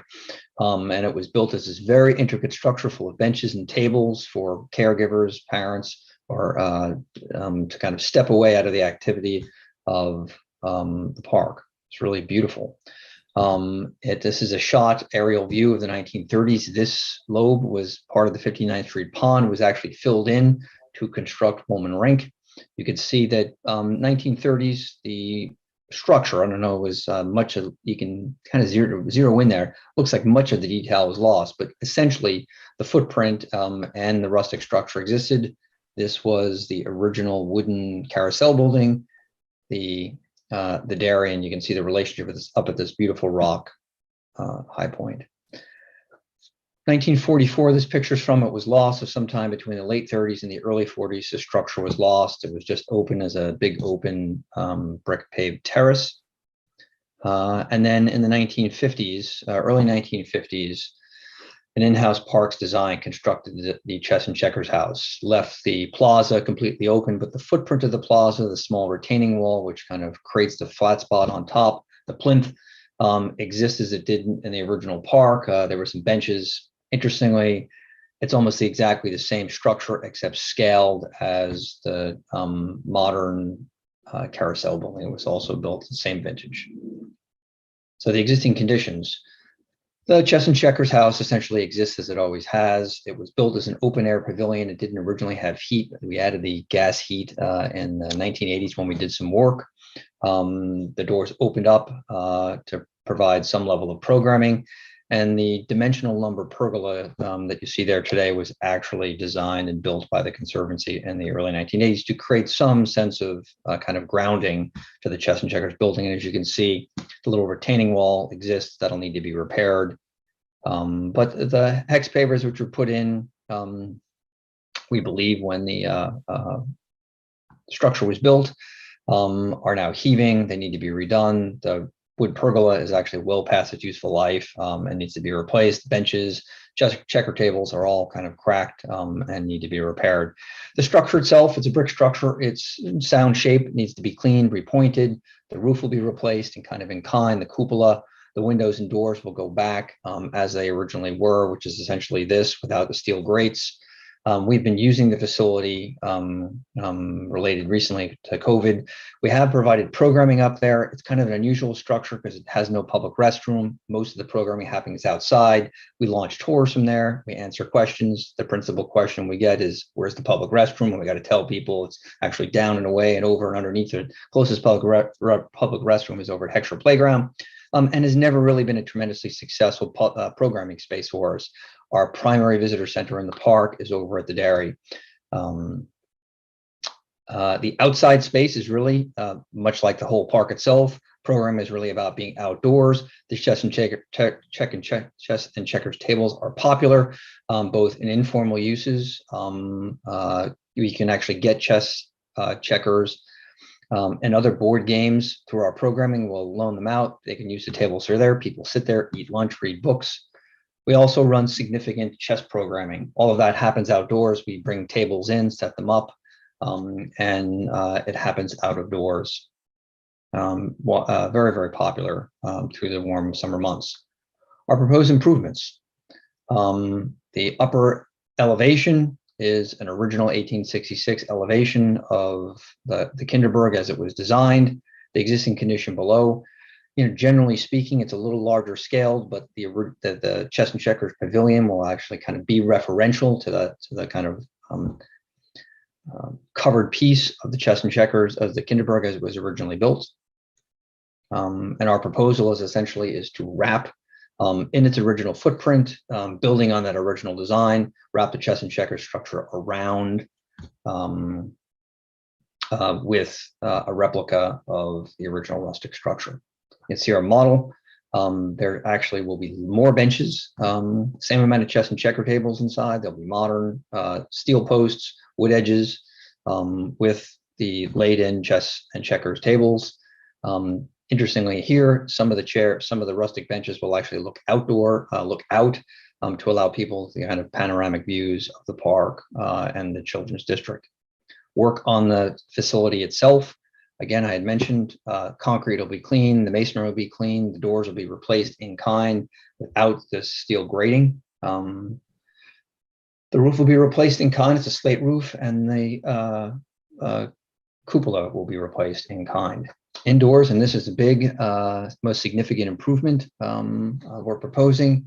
There is no public restroom there now. There's essentially a utility closet with a slop sink that's been converted to a sink with a toilet that the public, that our staff use. There's no public restrooms. And again, singularly, the biggest question we get both when people go into the dairy, which is a visitor center and a gift shop, where's the public restroom? We'll take about 2/3 of the facility to create both men's and women's room. There'll be one gender neutral family restroom here, and we'll provide adequate utility and maintenance space to maintain these bathrooms. And 1/3 of the space will remain public programming. Inside that space, it'll be staffed. Will allow us enough space to store our board games, chess and checkers, launch tours, and essentially provide public programming and answer questions to the public, which is what it is. And then lastly, big piece of this is actually making both of these improvements, the historic rustic structure and the public restrooms, accessible. And this kind of builds on work we've done across the park. We've made the dairy accessible. You can see if you've been up to the dairy since it's open now, since the beginning of the month, there's an accessible route to get in. We changed the grades and you can actually now get into the dairy itself, and you'll be able to come along here and we will construct a ramp. Now, importantly, there's about 14 feet, just under 14 feet of grade change. We're constrained by the trees. This project actually is a bit referential to what we did over at the Arsenal. Sorry. And we've got some renderings to show what that is. Importantly, what we're trying to do here is not only make 14 feet of elevation change happen with the ramp that lays into the slope, but we want the entrance point, both where you access it from here and where you touch down, to be as close as possible from an equity perspective, that people who need a mobility device or baby carriages don't have to kind of go around to the backside to figure out how to get in. And I think our renderings actually show what it is. The existing steps will be reconstructed in kind. They'll go back. There's only a single handrail. They're wide enough, and this is a public facility. It requires handrails on all three sides. There is a section where the drop from grade is more than 30 inches, which will require a guard. We'll use our wire mesh fence that we use around the playgrounds. It'll be very transparent. The grade will come in, traces back, and goes up, and it'll be densely vegetated. And then a different view of that coming from here. And you can see the rustic reconstructed or the recreated rustic pergola. We have a very capable in-house rustic crew, which will do all the decorative work.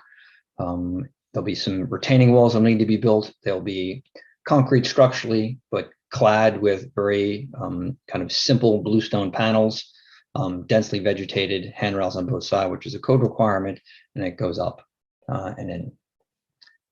And I just want to kind of going in the wrong direction here. Just to show how this lays in. Form in some respects is often like it doesn't look right because it's so angular, but actually the whole point of it is to lay in parallel to the contours after the vegetation goes in.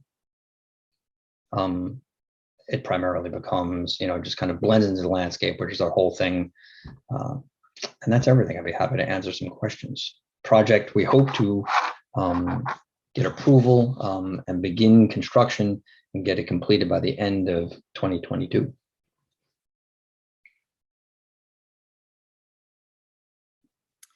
Thank you. Does the committee have any questions? I see a question from Ken. Yeah, thanks. I'm ashamed to say this is one building in the park I've never been to, so it's great to be introduced to it. Just wondering how much money we're talking about and what the source of it is. It's private funds, and the project will be $7 million, all three components of it. Okay.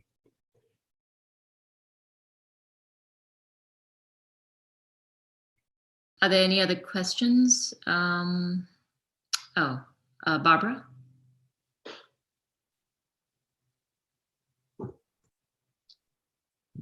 Barbara, I think you're on mute. Oh, I'm so sorry. Okay, I think the project is wonderful. I was there very recently. It's such a fanciful, wonderful situation with the tables all around this amazing building, but it is run down. And I think that this is a wonderful project. I applaud it completely, and I would make a proposal that we write a resolution to approve it. Okay. I second.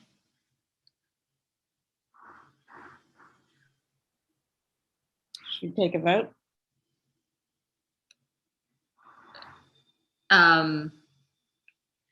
Yeah, and everybody in favor of a resolution in favor of Maybe we should stop the screen sharing. So sure, I'm sorry.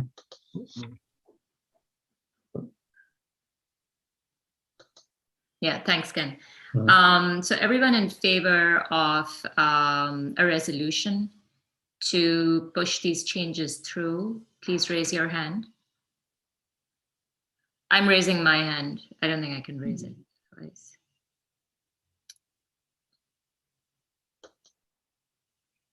Seven.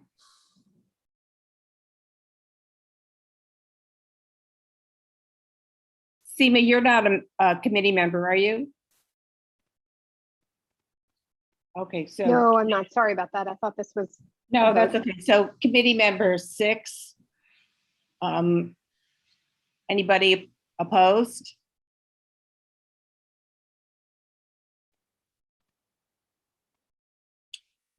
No oppositions? Anybody abstaining? Okay, so it's 6-0-0, and there's nobody who's not voting for cause, right? No. Okay, non-committee members? 1, 2, 3. 3. Anybody opposed? I see none. Abstaining? None. And nobody for cause. So it non-committee members 3-0-0-0. So passes unanimously all around. Thank you. I would appreciate just fitting this in tonight. Thank you. And thanks for waiting until this came up tonight. Really appreciate it. Thank you for accommodating us. Of course. Is there any new business?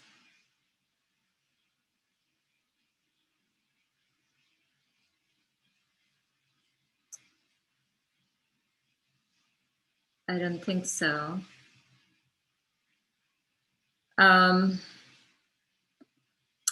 So I guess the committee should just look out for a resolution on this last item and the first item, the sanitation issues, and we will also circulate the revised letter for the dock house or the boat basin project.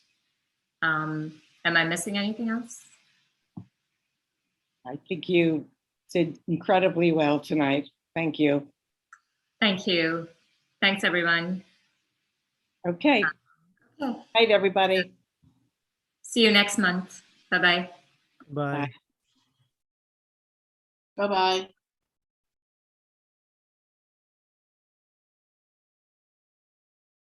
And Will, thank you. Thank you for everything you did tonight. My pleasure. I'm trying to figure out how to save the transcript now. So I think when I leave, it should prompt for a download of the transcript. I should have the whole chat anyway. The chat also is when you're on your chat, you'll see the 3 dots next to the smiley face. Save chat. You can save chat. Just did that right now. Perfect. Okay. I think that was it, right? Was it just chat and transcript? Yes. Okay. Okay, perfect. Great. Alrighty. Thank you all. Thank you. Bye. Good to speak